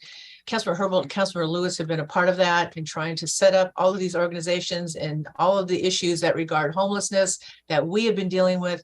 So thank you, Councilmember Lewis and Councilmember Herbold for that. And I see Councilmember Mosqueda has her hand up. Thank you, Madam President. Let me try that again. Thank you, Madam President. Better? Okay. I want to thank also Chair Herbold for her leadership in the committee and the conversation that we had with Director Kim. Very excited to continue to work with you and all the partnership that we've had on childcare access over the last few years. So thank you and to your team. I did want to just bring up something that's timely. I was having some conversations with folks in the Latino community, specifically after being at El Centro de la Raza this morning, celebrating the working families tax rebate, given that it's tax day, and get the word out to more working families to get their taxes in, but also to make sure that they are signing up for the working family tax rebate. And at El Centro, a handful of community members told me that they are continue to be concerned about the Latino community and not being sort of among the list of various race and ethnic minorities who are being able to have access to services early. And given that HSD, the Human Services Department, has such a direct impact on working with our communities of color, I wanted to just put that on your radar as you take the helm in a permanent way to think about everything that we can do to recognize the undercount that's happened, especially for our communities of color across Seattle, and to continue to work with you as we seek to get more funds directly out the door to BIPOC communities and lifting up the comments from the Latino community. I think you are in a great position to be able to continue the strong commitment to community-led programming, and in every aspect, make sure that we are looking at the demographics of who's served and who should be served in the programming through HSD. So congratulations and thank you. And thanks for letting me put that on your radar. Thank you, Councilmember Mosqueda. I am going to let the sponsor have some closing remarks before we go to a vote. And then after the vote, we will hopefully hear from our newly director, Kim. Councilor Herbold, do you want to add anything else before we go to a vote?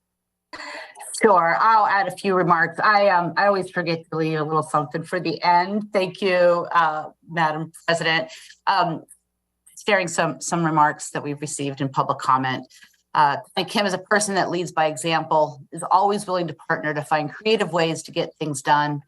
Tanya has incredible integrity and a deep understanding of what things need to be addressed. Tanya is also willing and able to make tough decisions driven by strong values and deep understanding of root causes. Tanya is a lifelong learner and dedicated parent and trusted advocate for many she has touched throughout her career. The City of Seattle would be in good hands with Tanya Kim as the director of the Human Services Department. And as I mentioned in the committee discussion, just want to share with the rest of my colleagues here today that I personally have really enjoyed working with Director Kim and have just she's one of those people that I can say that in working with her, I've learned a great deal about myself, about my shortcomings, about my strengths, and about how to be a better leader because of how she fosters leadership in others, how she's a very calm person in the midst of often a lot of crisis around us, and just really have it's just been such a privilege to learn from her. Thank you. Thank you, Councilor Herbold. Ms. Kim, I hope you realize that Councilor Herbold has never said that about herself. So that's quite telling, a wonderful testament to your integrity and your leadership. So let me do this now. I don't see anyone else with their hands up. So with that, will the clerk please call the roll on the confirmation of the appointment? Councilmember Peterson? Yes. Councilmember Sawant? Yes. Councilmember Strauss? Yes. Councilmember Herbold? Yes. Councilmember Lewis? Yes. Councilmember Morales? Yes. Councilmember Mosqueda? Aye. Councilmember Nelson? Aye. And Council President Juarez? Aye. 9 in favor, none opposed. Great. The appointment is confirmed. Congratulations. Now, Director Kim, you are now recognized to provide comments to the council and members of the public. Go ahead, Director Kim. Well, it's about me, but very difficult to speak after these wonderful speakers. And so, I appreciate the opportunity to express truly my heartfelt gratitude to some really important, incredible people. And first, I must thank Mayor Harrell and Deputy Mayor Washington for their nomination and support. Of course, Council President Juarez and Public Safety and Human Services Committee Chair Herbold.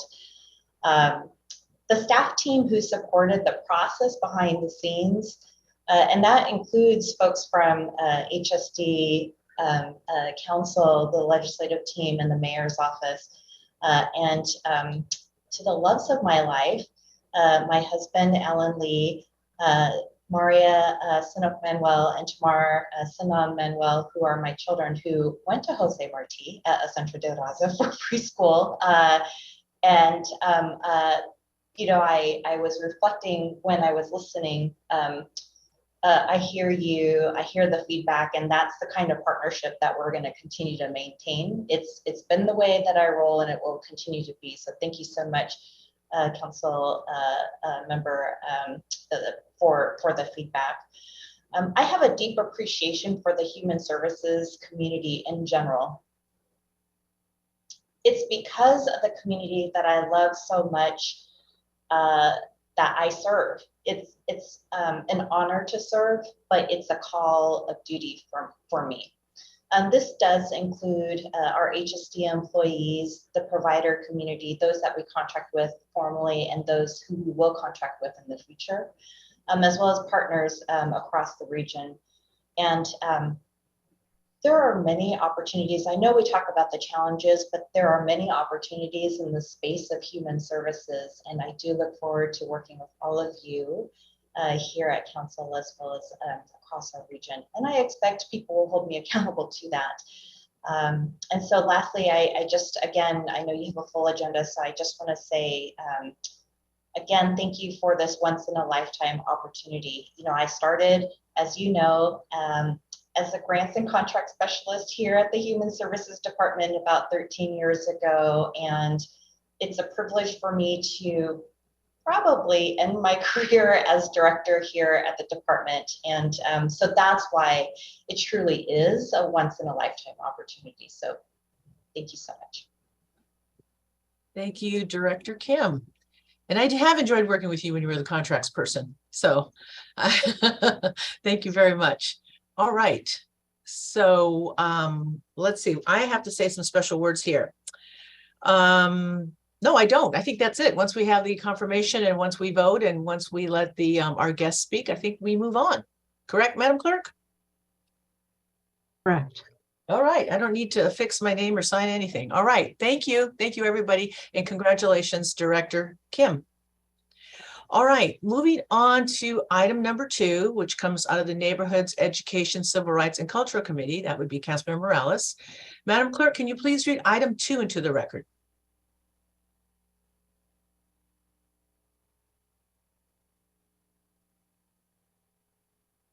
Report of the Neighborhoods, Education, Civil Rights, and Culture Committee, Agenda Item 2, Council Bill 120525, establishing the Race and Social Justice Initiative as city policy, establishing governance of the Race and Social Justice Initiative within the Office for Civil Rights, authorizing the Office for Civil Rights to lead the Race and Social Justice Initiative, and adding new sections 3.14.941 through 3.14.945 to the Seattle Municipal Code. The committee recommends that City Council pass as amended the council bill. Thank you. Councilmember Morales. Thank you very much, Council President. This bill codifies our Race and Social Justice Initiative, which began as an executive initiative about 20 years ago. It's been a long time. Just for the viewing public, this legislation will do 4 main things. It permanently codifies the Race and Social Justice Initiative as law. It permanently houses the race and social justice work and oversight within the Office of Civil Rights. It authorizes the Office of Civil Rights to create an accountability structure with metrics for city departments to engage in ending racial disparity in the city via the permanent division of a race and social justice division. And it details how the Department of Human Resources will begin updating our city's system of civil service and exempt positions.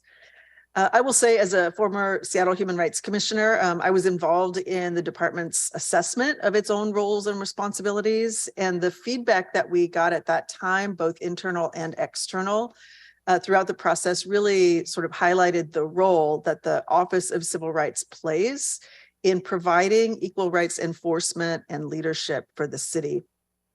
That was 2018, so it's been a while.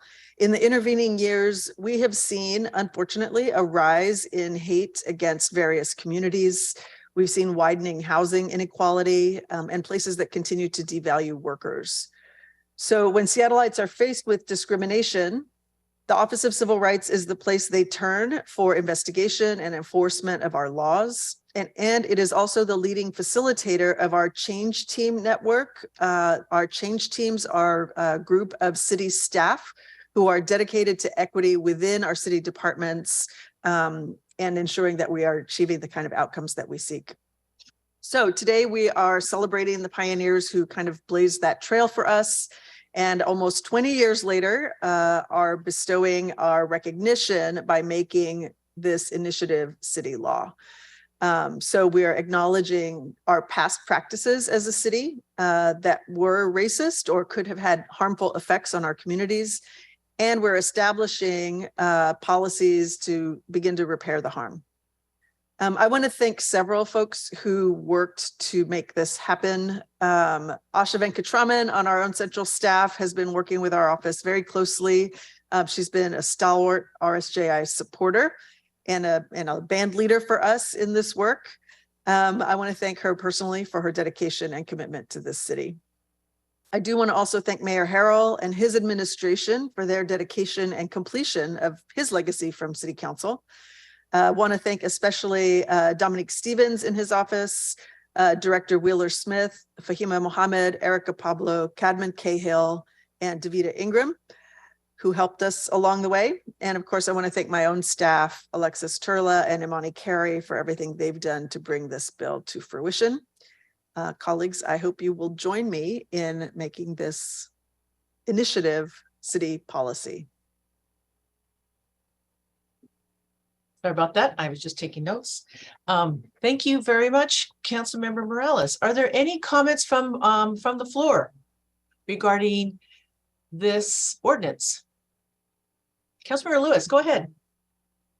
Thank you, Council President. And I know that this is probably a feeling that Councilmember Morales has too, as a former Seattle Human Rights Commissioner, like myself.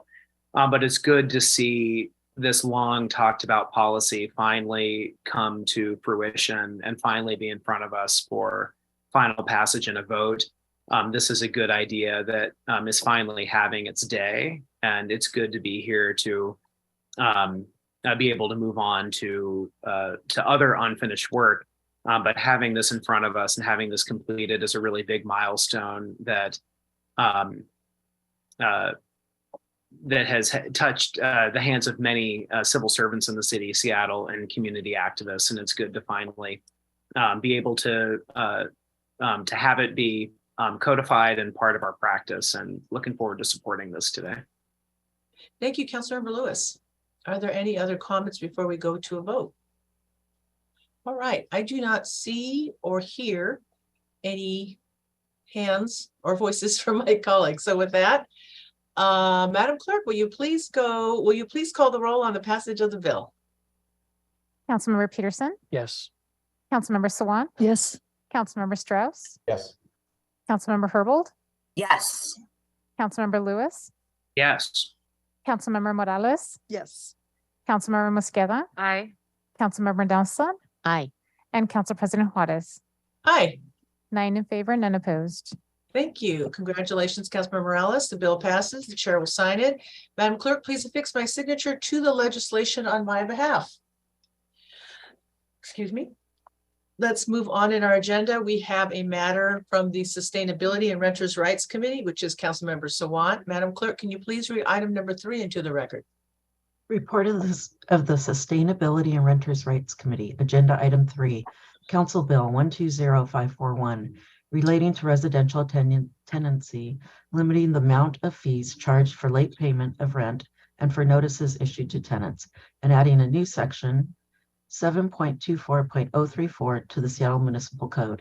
The committee recommends that City Council pass as amended the Council Bill. Thank you. Councilmember Sawant, you are the chair of this committee. You are recognized. Thank you, President Juarez. Before I begin, I want to express solidarity from Worker Strike Back and my office to the City of Seattle public sector workers who are demanding cost of living, wage increases, and double overtime for hourly workers, among other demands, and with PCC workers who are fighting for increase in for a living wage and for full staffing, among other demands.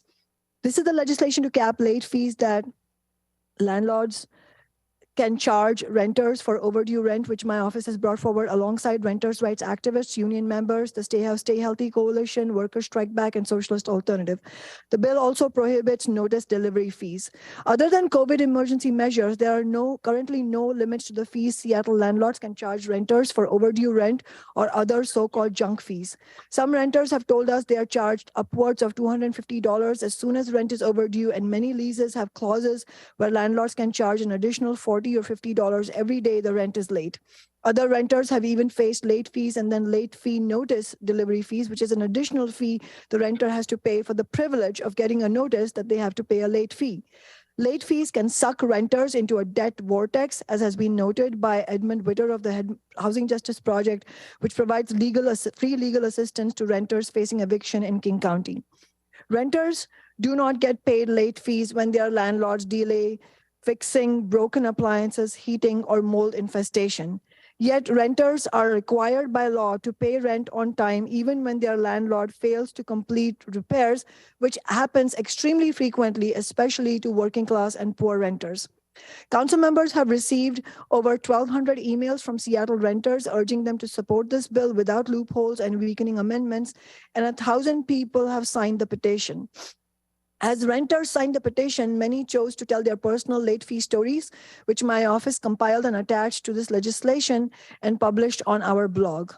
The initial version of the legislation, as it was proposed by my office, would mandate a limit on late fees for overdue rent at no more than $10 in a month. The nearby cities of Auburn and Burien have already passed such a law. Extra charges like late fees are on top of the out-of-control rents that the majority of our city's renters struggle to pay. At the April 7th meeting of the Sustainability and Renters' Rights Committee, Councilmembers Nelson, Lewis, and Juarez voted for an amendment to water down the renter protections in the bill by increasing the late fee cap to up to $50 per rent payment. Because that amendment passed in committee, the current version of the bill caps late fees at $50. As public comment speakers have noted, there is an amendment listed on today's agenda as proposed Amendment A, co-sponsored by Councilmembers Morales, Mosqueda, and myself, that will restore the bill to its original version with a cap of $10 per month. After my introductory remarks, I will move that amendment. The late fee issue was also discussed by a landlord panel in Councilmember Nelson's committee, during which there was unfortunately a lot of misinformation that needs to be corrected for the record. One speaker at that committee was landlord Marilyn Yim, who currently has 2 lawsuits against renters' rights laws in the city of Seattle, against the city of Seattle. One lawsuit is to block the first come, first serve ordinance, and the other is to block the fair chance housing ordinance, which stops housing discrimination based on criminal histories being used as a proxy for discrimination on the basis of race. Yim claimed that over half of Seattle landlords have a total family income of $75,000 or less on average, essentially claiming that Seattle landlords make less money than the overall average income in Seattle. As evidence, they have repeatedly cited a 2018 study that surveyed over 4,000 landlords about their experiences. This claim is totally false. The question that the 2018 survey actually asked landlords was, quote, what is the average total household income for the tenants you rent to, end quote. It is renters, not landlords, who make less than $75,000 income, according to that study. It is renters, not landlords, who are struggling to make ends meet. Ted Verdone from my office discovered the error and contacted the University of Washington researchers who conducted the 2018 study. I appreciate Kyle Crowder at the UW for confirming that that statistic is about renters, not landlords, and I thank the city auditor's office for emailing the city council about the error. This error is not a side point. The landlord lobby has quoted this one false statistic numerous times as the basis for concocting a story that landlords are struggling to pay their bills. In fact, it is routine for the landlord lobby to play fast and loose with facts, including circulating even outright lies, all the while accusing our office, renters, and renter advocacy organizations of not presenting sufficient statistical evidence for why we need legislation to protect renters. One real estate company sent advice to their landlord clients about how to oppose today's bill, in which they said, quote, whichever sympathetic housing provider you need to stand by you for political cover, find them, end quote. Landlords who opposed temporary eviction bans during the early days of the pandemic turned around and made record profits after claiming that eviction moratoriums would leave them on the hook for billions of dollars in losses. Mid-America Apartment Communities, the largest multifamily housing owner in the US, doubled their profits in 2021 to $550 million at the height of pandemic-era eviction protections. While many landlords do not charge punishing late fees, many do treat late fees and junk fees as yet another opportunity to exploit their renters. As one landlord told community organizers from my office at a neighborhood table my office held about the late fee legislation, quote, that's how I make my money, end quote. We heard in public comment about a landlord sending a renter a notice asking for plants to be removed from the patio, despite the fact that plants on the patio were explicitly permitted on the lease, and then charging the renter $75 for the delivery of that notice, not for removing the plants, for the notice. That is the type of exploitation that this legislation will prohibit, and I urge council members to vote yes. Council President Morris, should I move proposed amendment A now? No, what I have to do is, I have to open it up to the floor. Then I thought Councilmember Morales was moving the amendment. Well, it's an amendment that's being moved jointly by Council members Morales, Mosqueda, and I don't care about I'd the like to order. move the amendment if that's okay, when we're ready. Thank you. Okay, I'm just looking at the script. So go ahead, Councilmember Morales. So what I can open it up to the floor. And then, and if you want, I want to see if there's any comments, and then Councilmember Sawant, if you want to be the one to move it, so be it. Are there any comments yet? I will have a comment, but I'm going to wait till after Councilmember Sawant moves it. Councilmember Sawant, you want to go ahead and move it? Sure. I move proposed amendment A as listed on today's agenda. Thank Can I have you. a second? Okay, and we have a second. So now, Thank you. okay, thank you, Councilmember Sawant and Morales and Mosqueda. So we are going to open the floor on the amendment, and I would like to comment, and then I'm going to go first, being a member. President Juarez, shouldn't the sponsors of the amendment first speak to the amendment?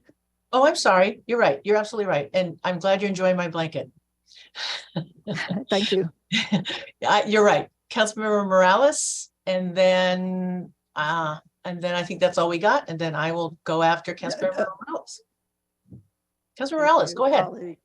Thank you. I apologize. That's okay. Colleagues, I am proud to sponsor this amendment to return the cap back to the $10 per month, as was the original intent of the legislation. Experts, advocates, and community members, I want to thank for all of your emails and expressing support for moving this back, and want to thank Councilmember Sawant and Mosqueda for co-sponsoring the amendment with me, as well as Devin Silvanel on my staff and Asha Venkatraman for drafting the amendment. Earlier, she's gone now, but earlier, Andra Kranzler was here talking about how when she was a landlord, she had grocery workers who paid their rent weekly, or some who would pay twice a month. And it just made me recall, days when I was waiting tables and had to cram all of my dollars into a cigar box and hope that at the end of the month, there was enough to pay rent. So I do want to thank everybody who's been advocating for this change. We know that capping late fees at $10 is the bare minimum we can do for renters. Given the situation that folks are in, these are punitive charges very often for people who are already having a hard time with housing costs. And charging $50 or up to $50 for someone who's struggling to pay rent doesn't serve renters, and it doesn't serve landlords. If somebody's having trouble paying rent on time, it's because their housing costs are too high, or maybe they didn't get enough hours at work last week, or maybe they've had a medical emergency. It's not because they're trying to pull a fast one on their landlords. And it's certainly not something that they're doing knowing that eviction is hanging over their heads.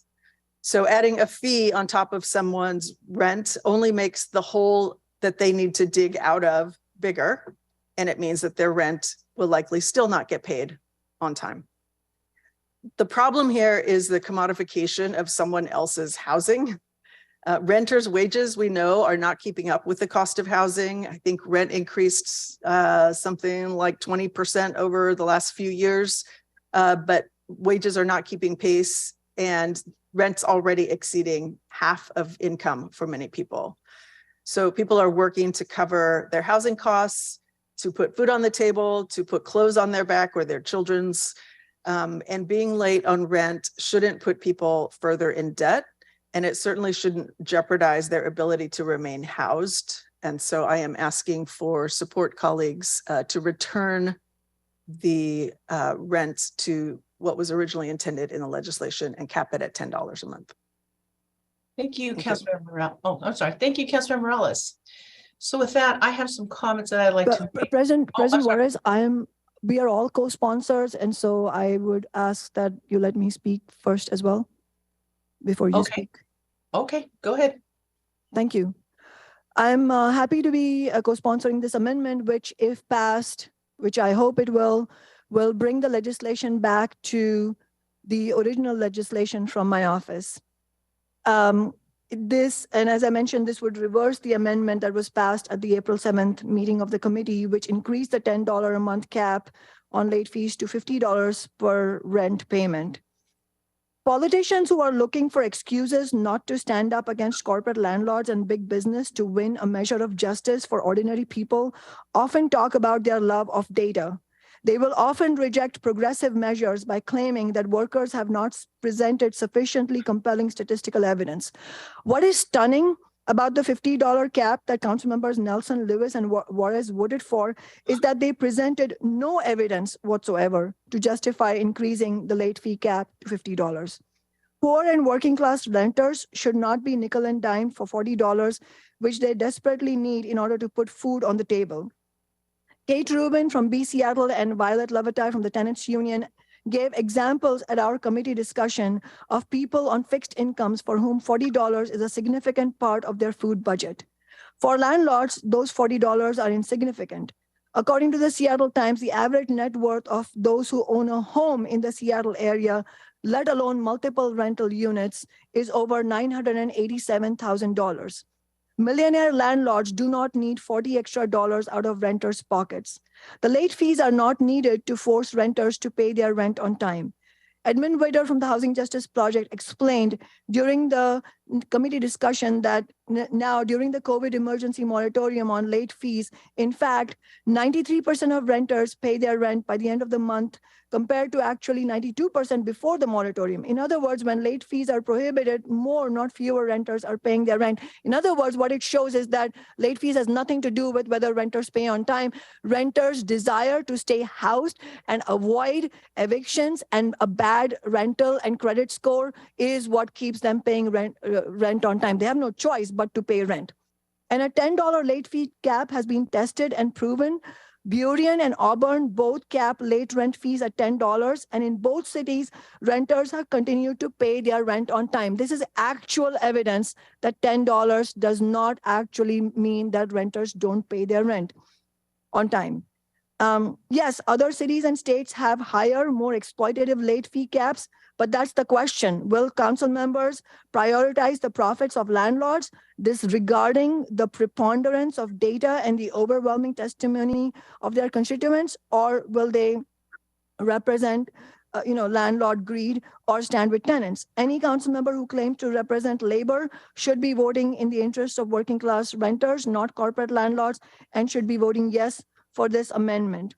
Right after the April 7th committee, in response to the mass email from my office informing the public of this issue, hundreds of renters emailed the council strongly urging council members to reverse the $50 cap and vote yes on the original legislation from my office.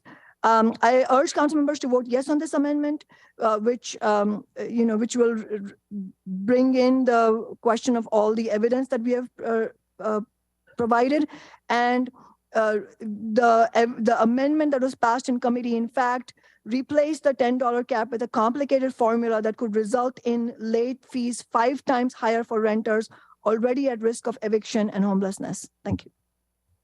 Thank you, Councilmember Sawant. Okay, so with that, I think I'm free to speak now. First of all, thank you, Councilmember Sawant, and for bringing this to our attention and having it in your committee. Also, a big thank you to Councilmember Nelson and Councilmember Morales, who were in committee and discussed this. We had a lot of information and briefing from SDCI, central staff. We heard from the advocates, the attorneys, and we also heard a lot from our public that came in for public comment. I will not be voting for this amendment, and I will tell you why. I'm going to uphold my vote that I did in committee and the integrity of my vote on what it was based on. And it isn't just a stubbornness that I voted a particular way in committee and I'm going to stick to that. I'm always open to changing the vote if indeed I believe, based on what I hear, and of course, public comment, that there's a reason to, and I don't see that today. We have always agreed since day one that we need a cap on late fees. And Councilmember Sawant is correct that Auburn and Burien have imposed a $10 cap. We also know that Redmond has a 1.5% and unincorporated King County has a 1.5%. So the other issue was, and we all owe a big thank you to Councilmember Sawant for this. Councilmember Sawant also agreed that we needed to eliminate junk fees. No fees for preparation or delivery of the notice. Councilmember Sawant proposed and passed a substitute bill in her committee, which was great. We did the work, and thank you, Councilmember Sawant. So we cleaned that up. So we got rid of junk fees. And then the question just came down to, okay, is it a $10 cap, or what is that fee, and what is the calculation, and how do we get there? So I went back, because this issue has been around for a while, and look back at the timeline of Council Bill 120541. That's what's in front of us. And it actually started back in December of 2022 with SDCI, when Director Torkelson issued and submitted and gave to us a report on a slide for the small landlord stakeholder group. And it was a huge PowerPoint that we went through, and some of these issues were raised. Then on January 4th, as you all know, House Bill 1124, sponsored by Representative Peterson, introduced into the State House a cap on a $75 fee. And it was an attempt to cap it. And of course, that was happening in Olympia. Then on January 12th, we received a letter from the Stay Housed, Stay Healthy Coalition with over 30 signatories. And we all know who those advocacy groups are. They do good work, and we listen to them. And I certainly, I'm sure like my colleagues did, read the letter and learned more about the cap on late fees and what they would like to see happen. On January 20th, this is the first of 3 meetings in Councilmember Sawant's Sustainability and Renters' Rights Committee. For discussion only, we discussed, again, the cap. The committee members, of course, are Councilmember Sawant, myself, Councilmember Nelson, Councilmember Lewis, and Councilmember Morales. We also had 2 panelists from the Tenant Law Center, and of course, the group that you heard today and that we've heard many times, Be Seattle. On January 26th, we learned that Representative Peterson's bill passed out of committee with a 7-5 vote for a $75 cap. Now, this was happening in Olympia. So we were monitoring what was going on in Olympia, and also what Councilmember Sawant was doing in her committee. On February 27th, again, we brought up the issue, and I think Councilmember Herbold brought it up as well, about House Bill 1124 and its relationship to cap fees. So we discussed that. Then we learned on March 13th through OIR that House Bill 1124 died in the House's Rules Committee, which was unfortunate, even though some people wanted a lower cap than $75. On March 13th, and thank you, Ted. Ted sent all of us in committee of the Sustainability, Renters and Rights Committee details of Burion's $10 per month cap, Auburn's $10 per month cap, and then other cities as well.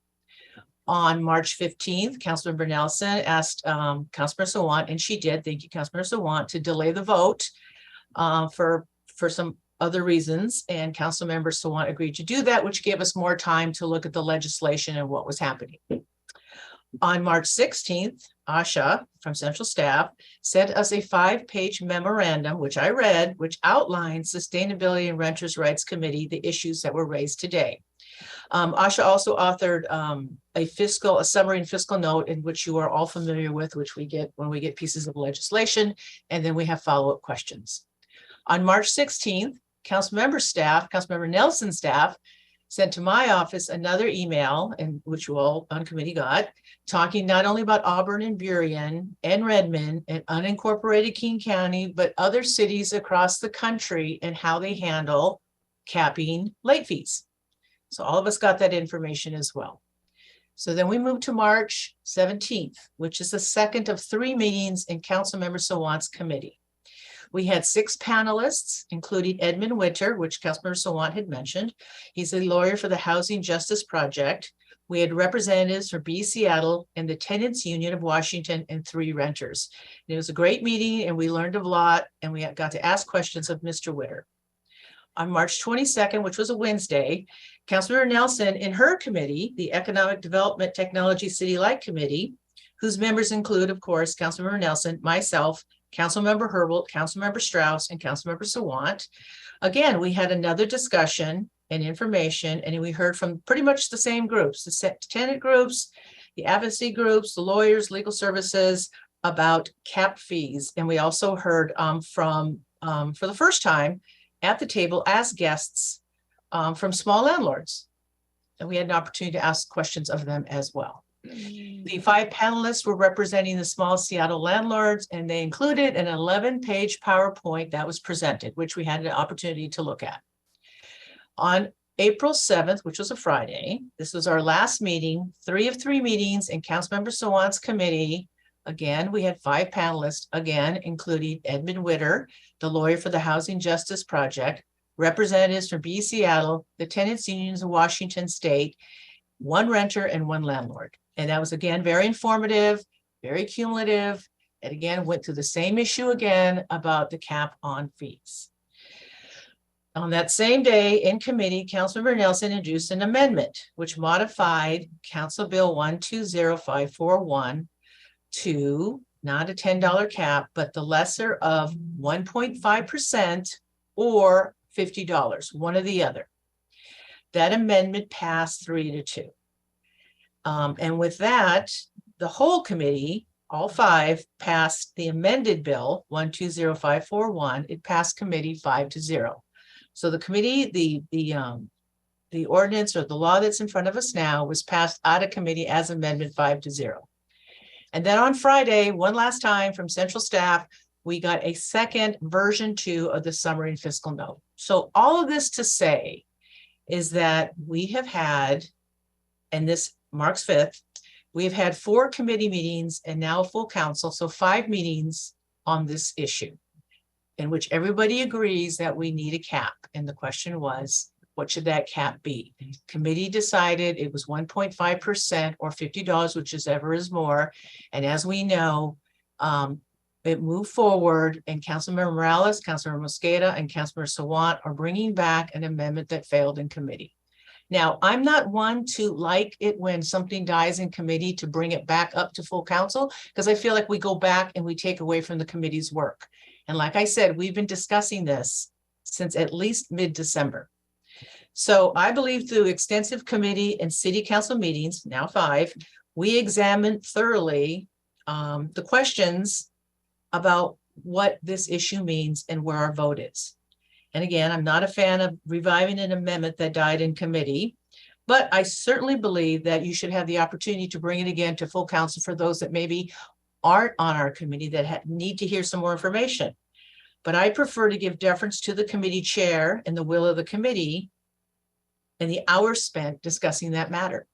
And so that reason, and the only reason that I'm going to stay with my vote is because I believe in the committee and the process. I feel it's unfortunate, certainly through committee rules, that people feel compelled to impugn the motives and personal attacks of any council member. I think it's unfortunate that we're going back to going to people's homes and bullying people again. I think that ignores the humanity and the dignity of people, democracy, and why we're here. And we take tough votes, but that doesn't mean we're bad people. I don't buy into the narrative that all landlords are bad or all landlords are good or all renters are good or all renters are bad. I see this as a strong piece of legislation that was amended by the committee and now is before us.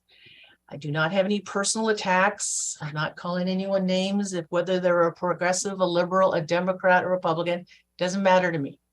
So that is where I stand. So I am going to stick with my original vote, and I will not be voting yes on this amendment. So with that, I'm going to open the floor. I'm going to start with Councilmember Herbold and then Councilmember Nelson. Can't hear you. Yes, that's what the finger means. Okay, I'm rushing to find the button. Thank you so much.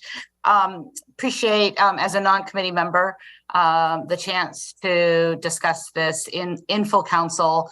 Understand Council President Juarez's respect for the work that's done in committee, but non-committee members are I would not want to think of myself as somebody whose job at full council is to just rubber stamp what comes out of comes out of a committee. So I really actually appreciate the opportunity to weigh in as a non-committee member. Just want to say that I believe that the reason to reverse this amendment has been very well established by exactly the stories that we've heard from renters since the committee vote. Supporters of the amendment seem to be suggesting that the $40 difference between a $50 cap and a $10 cap on late fees is insignificant. But what I've been hearing is that the families who need the cap the most, that the $40 difference is the difference between paying the penalty and some really difficult decisions. As we heard during public comment, $40 can decide whether your internet stays on. $40 can decide whether or not your child can take school field trips. $40 can decide the quality of the groceries that you're able to bring home. $40 can decide whether or not you take the bus or you have to budget time to walk to your destination. And $40 can decide whether or not you can get a prescription filled. So I really feel like it is precisely the stories that we've heard after the committee discussion that have best made the arguments for why we do need to reconsider this and consider the impacts of $40 in a month on a struggling household's budget. So thank you very much. I intend to vote in favor of the amendment. Thank you, Councilmember Herbold. If I could just add, of course, I am not an advocate of rubber stamping either. All right, somebody else had their hand up. Where are they? Councilmember Nelson, is your hand still up? Yes. Okay, oh, there you are. Go ahead, Councilmember Nelson. Thank you very much, Council President, for that history. I didn't know much of that. So basically, Councilmember Morales said in the April 7th meeting, quote, "I don't think that providing an opportunity for higher fees is something," hold on a second. "I don't think that providing an opportunity for higher fees for something like this is really going to solve a problem for landlords," end quote. And to me, the problem is that the base legislation was developed with virtually no input from housing providers in Seattle. And I'm talking about large landlords, mom and pop landlords, private landlords, and nonprofit affordable housing providers. And that said, there were a lot of smears and opining about the motives of landlords. And so if council members had reached out to them or listened to them as they were speaking in my committee, they'd know that landlords don't charge fees to make money because they charge rent to make money. And they do that so that they can generate an income, yes, that is true, and also pay their own bills and mortgages. And preserving a reasonable fee is a legitimate tool to encourage people to pay rent on time, as they promised to do in the lease that they signed. So my amendment, which prevailed in committee, was a reasonable compromise that would prevent landlords from charging exorbitant unregulated fees, while allowing a sliding scale fee that better reflects a tenant's ability to keep their promise and pay their rent on time. So just to remind people, here are the real numbers. My proposal would cost a tenant paying $1,787 a month for rent, $26.80. And that is the median rent that that is provided by ACS, and what the housing levy presentation was based on when we first heard about it a couple of weeks ago. So that is a legitimate data source. And using CoStar's year-to-date data, the average rent for a one-bedroom is $1,956. So the fee would be $29.34.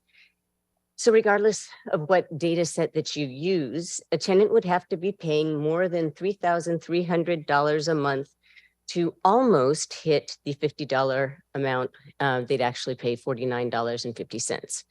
So all of that is to basically sort of get our minds around what this will really cost people at different price points in our market. The bigger issue is that uninformed policy results in unintended consequences. And this policy will have negative consequences for both housing providers and tenants. Because it's really true that landlords, let me just rephrase this. I'm trying to avoid unintended consequences, and I'm trying to avoid the likelihood that the vast majority of tenants who do pay their rent on time will bear the burden of the action of the few who don't. And so, and how that works is simply because landlords will spread the risk to all tenants and likely have to, it's possible that they could just raise the rent, charge the fee on the day 6 as a matter of course, sort of automatically if this were to pass. So council members who listen to those small landlords heard that most landlords do not charge a fee. Why? Because they want to retain their tenants and work with them if they're having a bad month. And like I said, most of them don't charge a fee, but this could encourage them to just go ahead and just sort of have a blanket policy of doing so when the rent is late. So another unintended consequence could be that capping the fee so low could just give housing providers another reason to just leave the market altogether. Because we are adding another regulation on top of many others that could just make their final decision to leave the market, which would leave us with less housing in all. So we do have to recognize that we do, when we pass regulations, we are contributing to the market reality that we could be driving up rents or decreasing the supply overall. Anyway, so bottom line is that we're really just splitting hairs here, people, because in this legislation, we're prohibiting all notification fees. And if anyone had read the document that I sent out, that basically lays out all the rules for notifying tenants of any changes to their lease, they would have seen that they can't just be emailed. They have to be either hand delivered or mailed, and there's a whole process for that. That is why people use property managers, and we've left that issue aside in this legislation. So that's not even before us. Establishing a cap is itself a major policy shift.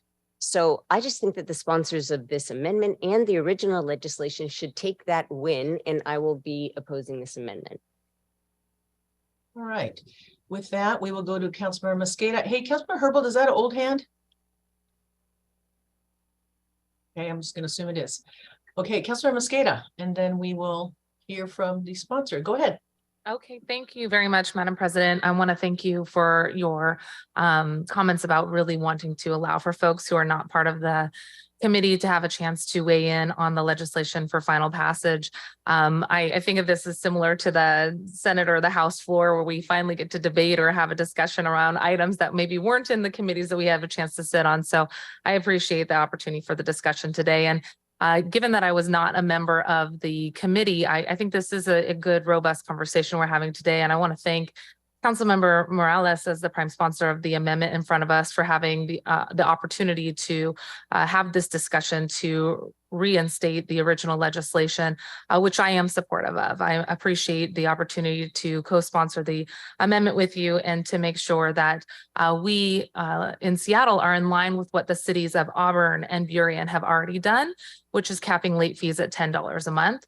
I want to lift up some of the data that council members have already spoken to and to really, I think, reiterate something that Councilmember Herbold spoke to as well, which is we know from the data and studies that renters consistently prioritize paying their rent over all other bills. Councilmember Herbold mentioned paying rent before medicine, for example, because the prospect of losing your home and losing your housing, especially even as an individual or even worse as a family, and going through the eviction process is terrifying. The prospect as well, though, of having unpaid rent be something that leads you to mounting debt will cause people to literally fall deeper into debt or even worse into homelessness, as we heard from some of the folks who testified today. So I know that folks, often we think about fees as being a deterrent to paying something late.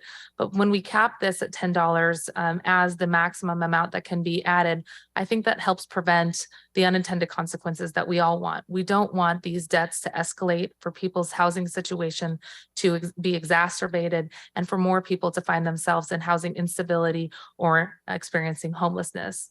As late fees accumulate, as debt increases, it very much harms our entire community, people's ability to get their credit scores up, and makes it harder for them to find rental units in the future. So I appreciate that this is something that we've already seen our sister cities in Auburn and Burien take up, and the passage of $10, capping the late fee to $10 is something that they have supported, and I too will be supportive of this amendment in front of us. Thanks so much, Madam President. Thank you, Councilor Mosqueda. Councilmember Lewis. Thank you so much, Council President Juarez. And,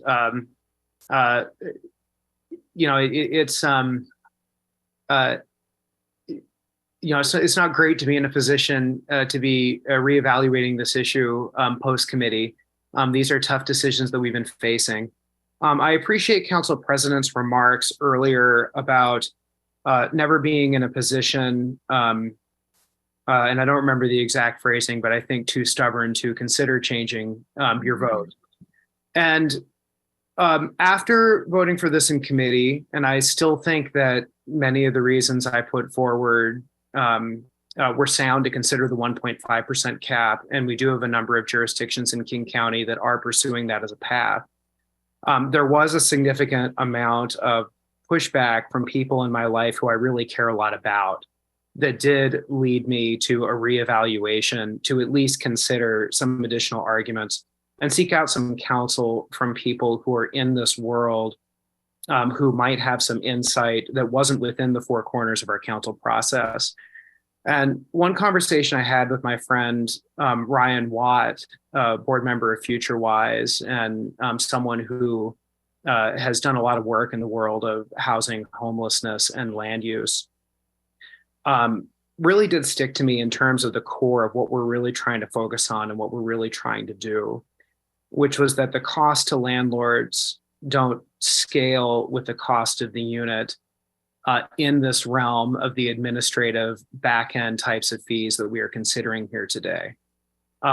One of my big motivating areas that led me to support Council Member Nelson's amendment, and I do think that depending on perspective, there are still fair considerations that could lead to the conclusion that the ability of a tenant to pay and that the value of the unit and the means of the tenant are dispositive toward going towards a percentage rather than a set amount, and wanting to have a certain amount of progressivism built into the policy, where a tenant who is in a position to pay more and is declining to pay rent is on the hook for a higher fee than someone who is paying less.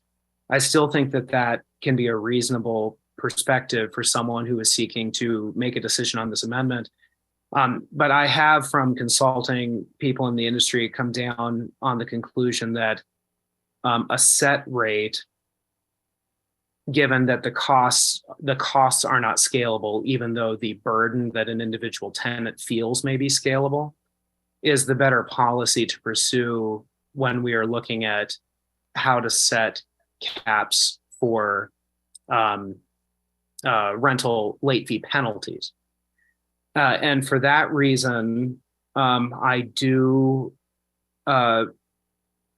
reconsider and will support Councilmember Morales' amendment today, and follow the lead of Burien and Auburn, and increasingly CTAC, which looks to be adopting this amount as well.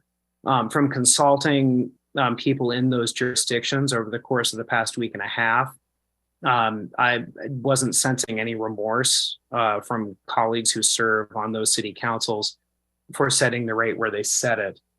And for those reasons, I appreciate the opportunity to reconsider. I do certainly think, as people in leadership positions, we can never be too proud to reconsider some of the underlying assumptions that led us to a particular conclusion.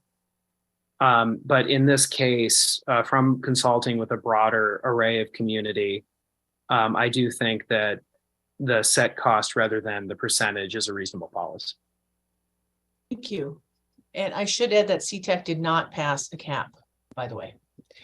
So Councilor Sawant, even though Councilmember Morales is the prime sponsor, I'm kind of holding that spot for her to kind of close this out. So I'm guessing you are going to speak again to the amendment, or you want to be the one to close out that you and Councilor Morales may have decided on, because you've already spoken to the amendment. I do want to speak. I don't care when I speak, whether I'm the last one or not. So if you want me to speak now, I'll speak now.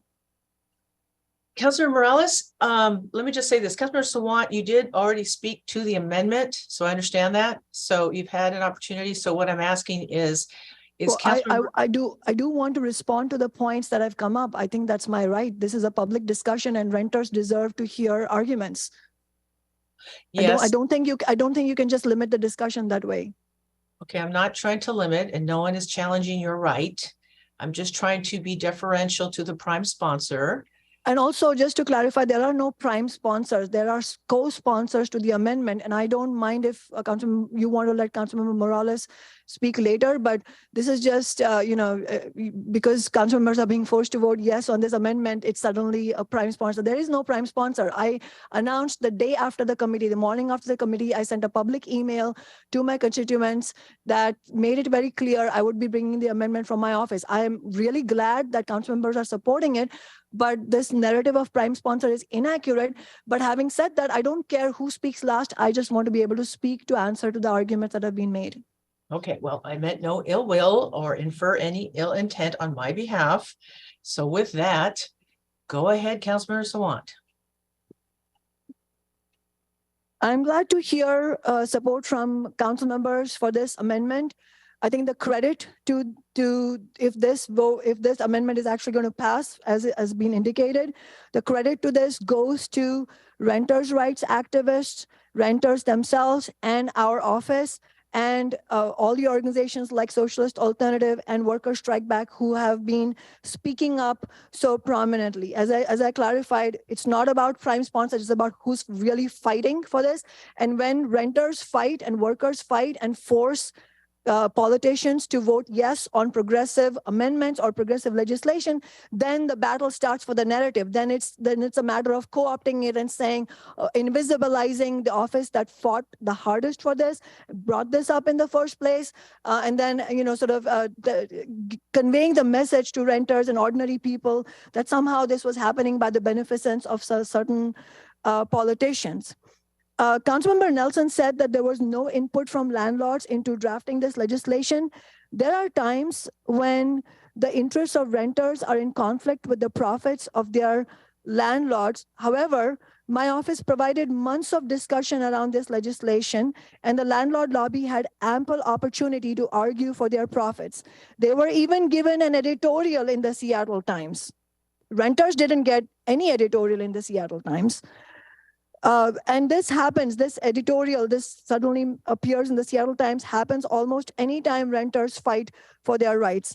This is in fact in sharp contrast to Councilmember Nelson's amendment, which was kept secret from my office and from renters until less than 24 hours before it was brought to a vote. Councilmember Nelson also neglected to mention that there was a landlord who was at my committee table, but they just happen to be supporting the legislation. But the landlords who are supporting the legislation don't count, apparently, as landlords who were consulted. We had two landlords, one of them is still sitting in chambers, who spoke in favor of the legislation. These are landlords. I appreciate Councilmember Herbold for sharing with constituents in advance that she would be voting yes on this legislation and the strength of the email that she sent. I would also add some statistics that 39% of Americans who have said that they have skipped meals in order to make housing payments. That is what we're talking about, in terms of why these $40 matter. And in addition to the points that Councilmember Nelson made about landlords, which are completely untrue, that yes, they were consulted. It's stunning to see. I hope renters and working people are noticing how it doesn't matter how much evidence you present. It doesn't matter how many people in this city say this is actually it's a devastating situation. We need some change. It doesn't matter what you do, how strong of a case you present. It will always be called, quote unquote, uninformed policy. Even though the exact same policy, $10 a month, is working well in 2 full cities, Burien and Auburn. That is more evidence than we often have for the policies we have won, in fact. And yet it is being called uninformed policy. So we should point out how it's just so easily that Democratic politicians use lies. And one other point is this idea that, actually it will be bad for the poorest renters, tenants, because landlords will need to spread their risk and raise the rent. This is reminiscent to me of the $15 an hour debate when businesses said that if you raise the wage, it will be bad for the poorest Councilmember workers. Sawant, can you hold up for just? I just have a point of order to address very quickly, and I'm going to let you finish. Councilmember Nelson, you did a point of order. What is your issue? Well, I believe that Councilmember Sawant is impugning the motives of our fellow council members in violation of Rule 4A3 of the General Rules and Procedures of Seattle City Council, which provides that, quote, no CM shall impugn the motives of any other council member. And I do think that, basically accusing one of lying is impugning. Okay, so let me just say this. I have the rule in front of me because I anticipated this was going to happen. So in our procedures, parliamentary procedures, number 4, section 3, it is true, as Council Member Nelson read, no council member shall impugn the motives of any other council member or speak more than twice except for explanation during the consideration of any one question. Also, we have a 10-minute rule. However, I'm going to let Councilmember Sawant finish her point, and then we're going to go to a vote. With that, Councilmember Sawant, I know that you understand the rules, obviously. You've been on council over a decade. So with that, Councilmember Sawant, will you please continue and finish your remarks? This idea, speaking as an economist now, this idea that landlords will raise the rents because renters' rights legislation are passing is pure fantasy. That is not how or why rents are raised. Landlords raise rents because they can. In the absence of strong citywide rent control, free of corporate loopholes, landlords get to raise rents. That is why rents have been going up. So in fact, if Councilmember Nelson or any other council member is concerned about rising rents, they should support the rent control policy that I will be bringing up from my office. And just lastly, I understand council rules. I also understood in my nearly 10 years of experience that rules go out the window when it's the question of my office and working people and renters. All right, thank you very much. Okay, with that, Madam Clerk, will you please call the roll on the adoption of Amendment A? Councilmember Peterson, No. Councilmember Sawant, yes. Councilmember Strauss, Yes. Councilmember Herbold, Yes. Councilmember Lewis, Yes. Councilmember Morales, Yes. Councilmember Mosqueda. Aye. Councilmember Nelson. No. And Council President Juarez. No. 6 in favor, 3 opposed. Thank you. So the motion carries. The amendment is adopted and the amended bill is now before council. Are there any further comments on the amended bill? Okay, Councilmember Peterson. Thank you, Council President. I'm not on the committee, so appreciate the time to have reviewed this proposal and the amendment. Currently, there is no cap on fees for late rent payments in Seattle. So thank you to Councilmember Sawant for raising this issue in her committee earlier this year. I would have supported the compromise cap that came out of committee with the sliding scale, which is a type of cap we've seen in other cities. It seemed that the committee produced a workable compromise, but now things appear to have flip-flopped for another brand new policy in Seattle following so many new regulations imposed on housing providers, I'm unable to support the original version with the flat $10 cap out of concern for the impact on mom and pop landlords in my district. So again, I would have voted yes on the committee compromise, but I'll be voting no for this original flat fee. If the mayor decides to sign this bill into law, I'll look forward to the city government monitoring the impacts of another regulation and potentially revising it as needed. Thank you. Thank you. Are there any other comments on the amended bill that is now before us? Do not see any hands. Okay, Councilmember Nelson. Well, I'm just thinking, so this is how it happens. Now that I'm on the inside, I can see how Seattle ended up with 20 regulations in 6 years. And they all cumulatively increase the cost of housing and reduce supply. Because these so-called renters' rights pieces of legislation like the one before us may seem insignificant if you haven't bothered to talk to landlords and hear about the real life impacts, you might not really understand that the accretion of these does make a difference. Even if you have talked to folks, and I know that some council members have been contacted by affordable housing providers, the nonprofit partners that we have.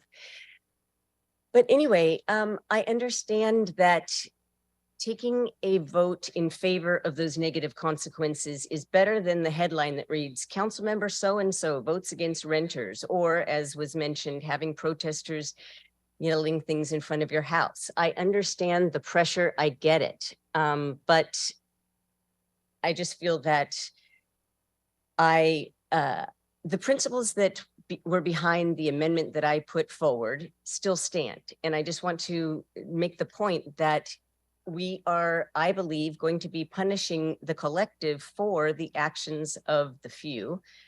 And I just don't think that's fair. But anyway, for a moment, I did actually think, you know, I considered caving myself to the pressure, but I'm not going to, because I do care about how this legislation was developed and what motivated me to try to improve it. As we did in committee, that is now reversed. So I will be voting against this, ultimately, this package of this legislation. Okay, and I see Councilmember Herbold has her hand up. Thank you so much. Just want to be clear. I'm voting for what I think is good, important policy. Before getting my desk at City Hall, I was proud to have worked with the tenants union as a tenant organizer and a counselor on people's rights as renters in this city. Did so for nearly 5 years, and tenants' rights have been a core issue of mine since coming to City Hall in 1998.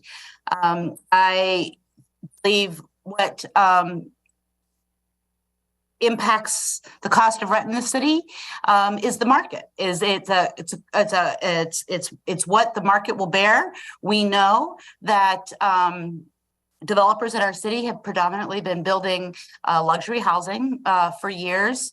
The most recent numbers that we received out of the Office of Housing is about almost 90% of housing built is luxury housing, because that is what the market will bear. That is the rent that people are willing to pay. I really appreciate the work of Councilmember Sawant as chair of the committee with oversight on renters issues for bringing this legislation all the way to council. And she's done so much to address the issue of rent increases, as Councilmember Nelson raises, as a legitimate concern in our community. We have made it so that tenants who are displaced because of large rent increases will get relocation assistance, like we have done for over 25 years for people who are displaced because of renovation, demolition, or change of use. We've required that rent increases need 6 months notice.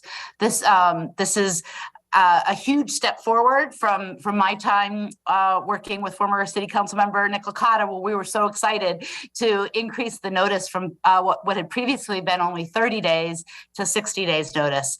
And so these are policies that are driven by the lives and experiences of renters. And when drafting and developing and advocating for policies like that, I want to listen to their voices. And I don't, I feel like suggesting that they're acting against their own best interests isn't fair.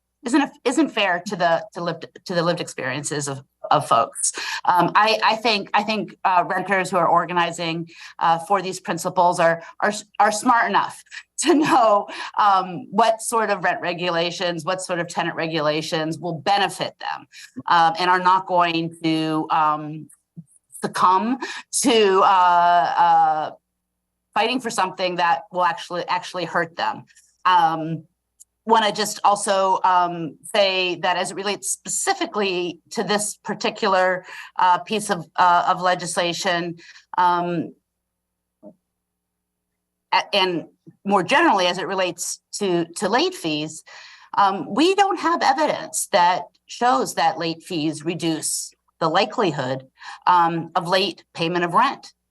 In fact, we found recently in a 2022 annual report from the library that after the council, in its wisdom, got rid of library late fees, book return rates were completely unaffected by removing the late fees. So certainly folks have a much better motivation or much greater motivation to keep a roof overhead than to keep their book borrowing privileges, although being able to take out a library book is very important. So I just want to close saying I'm really excited to vote for this ordinance and thank everybody's work on it. Thank you. I have a few comments. I know we said this in committee as well. There's a difference between checking out a book and being a renter. Big difference. And I don't think I need a study to tell me whether or not it works. And that's a whole nother conversation about late fees. But I will say this for Councilmember Sawant, because I've had this discussion with her offline and online. I think the core of the issue here really is about rent and rent control. And I've always admired that Councilmember Sawant has wanted to bring that up to the forefront. And I think it's right for a discussion, whether the city of Seattle or the state of Washington, and hopefully our leaders are listening to us and looking at the state law down in Olympia, but that is for another day. But that is just this is just a byproduct of no kind of rent control of what we're trying to do. So we're really nibbling around the edges about how we provide housing for low-income people, affordable housing in Seattle, because you can't grow more land. I think we've made incredible strides dismantling single-family zoning, the recent legislation that just passed in Olympia where we can do duplexes and triplexes in particular neighborhoods, and all the other great stuff and policy stuff. I am not in the camp of doing the othering, us, them. I'm not buying into the narrative. If you're with me, you're against me. I'm just not doing that. And I think this is a good piece of legislation. I think we always have agreed that we needed a cap, whether the only issue that came down to is it going to be 1.5% or is it going to be a $10 cap? I'm good with either one. For me, I'll take the win on that either way. So with that, thank you for everybody. And Councilmember Sawant, since you, I will not say the word prime, since you are the sponsor, do you have any closing remarks before we go to the vote on the passage of the amended bill? I do. Thank you, President Juarez. Thank you to all the community organizers and renter rights advocates who spoke at the Sustainability and Renters' Rights Committee meetings and helped organize renters, Stay House, Stay Healthy Coalition, the Tenants Union, Housing Justice Project, Be Seattle, Tenant Law Center, Socialist Alternative, Worker Strike Back, and also the unions who stood with us. I'm sorry if I'm not mentioning every organization that was with us, but every single one was important.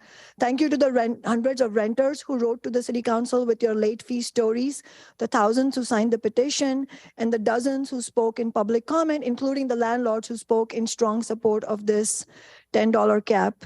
Thank you to Asha Venkatraman from City Council Central staff, and I also appreciate the comments on behalf of renters from Councilmember Herbold.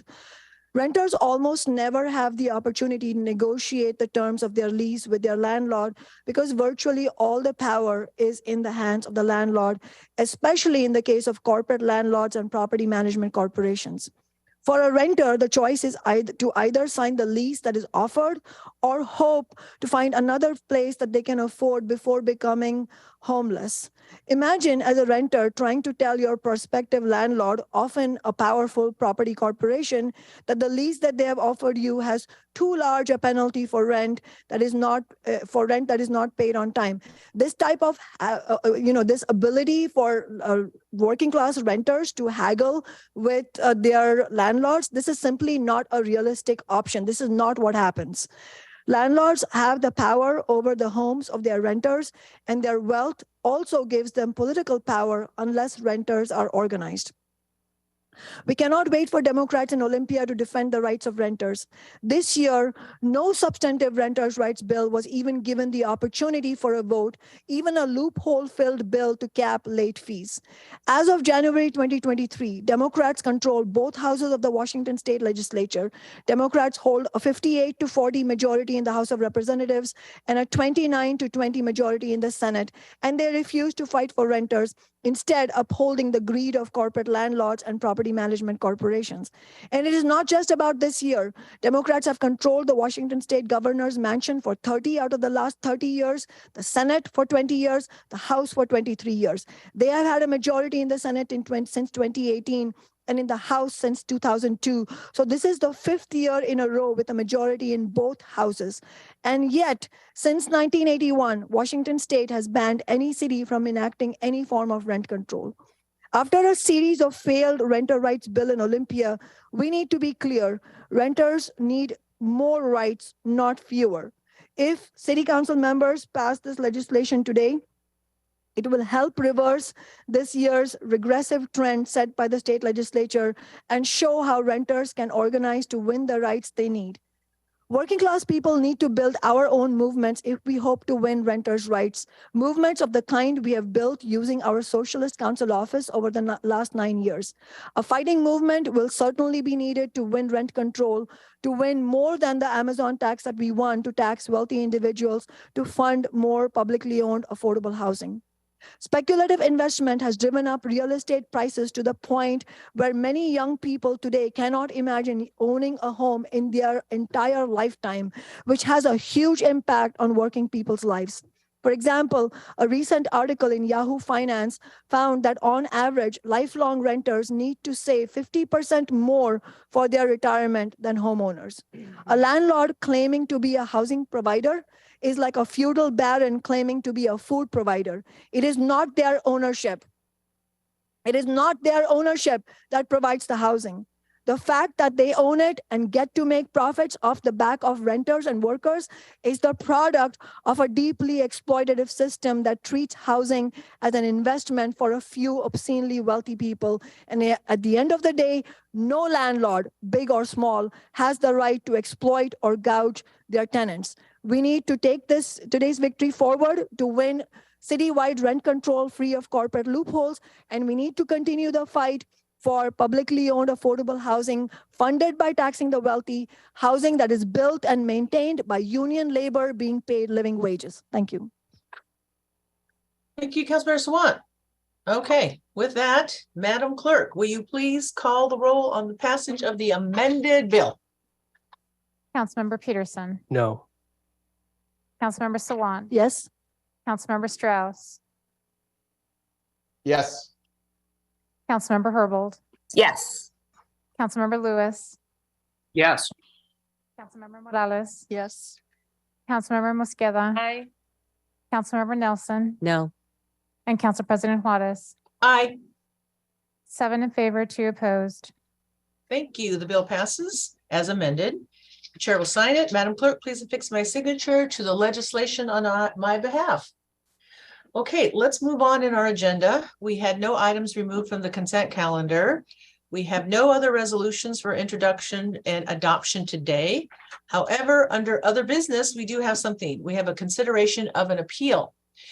The City Council will now consider an administrative appeal to the exclusion issued to Avram Alex Zimmerman on April 11th, 2023. The question is, shall the decision to exclude this individual from attending city council and standing and select committee members through and including May 8th be sustained? So let me explain that again. Also, all council members received copies of the notice to Mr. Zimmerman on April 11th, along with the general rules and procedures of Seattle City Council, most notably Section 11, public participation and access, and including subsection D, disruption of city council meetings and committee meetings. That was the notice that was hand delivered to Mr. Zimmerman. So today what we are asking is, if you vote yes, that means you will sustain the exclusion. If you vote no, that means you grant an appeal and remove the exclusion. And a simple majority vote is needed. So in order for me to go forward, the first thing I need to do is see, are there any comments from my colleagues regarding this matter? Okay, I do not see any hands or hear anything. So with that, Madam Clerk, will you please call the roll on the decision to exclude this individual from attending council and standing and select committee meetings through May 8th, whether it should be sustained? So if anyone, oh, I'm sorry, I just was going to say, I'm making sure everyone understands what their vote means. So go ahead. I'm sorry, go ahead. Councilmember Peterson. Yes. Councilmember Salant. Yes. Councilmember Strauss. Yes. Councilmember Herbold. Yes. Councilmember Lewis. Yes. Councilmember Morales. Yes. Councilmember Mosqueda. Aye. Councilmember Nelson. Aye. And Council President Juarez. Aye. 9 in favor, none opposed. Thank you. The motion carries and the exclusion remains in effect. Okay, so is there any other business to come before council before I move to adjourn? Councilmember Nelson, you have. I just want to recognize that we just confirmed the first 10 members of the Film Commission, and that is happy news. And so I just wanted to thank Mayor Harrell and Markham McIntyre for their cooperation and support bringing this together. Congratulate the 10 commission members, and also Jeremy Moan of my staff, who really worked this hard, Chris Swenson in OED, and Chase of the mayor's office, that to really help with the selection process. So thank you very much. Big day in other ways as well. And thank you, Councilmember Nelson. That was quite a committee hearing where we got to hear from each member, and hopefully when people set movies and everything else in the city of Seattle, they actually film it in the city of Seattle and not Vancouver. All right. So with that, colleagues, this does conclude the items of today's business. The next scheduled meeting will be held on April 25th. Thank you all, and we are adjourned. Have a good afternoon, everybody.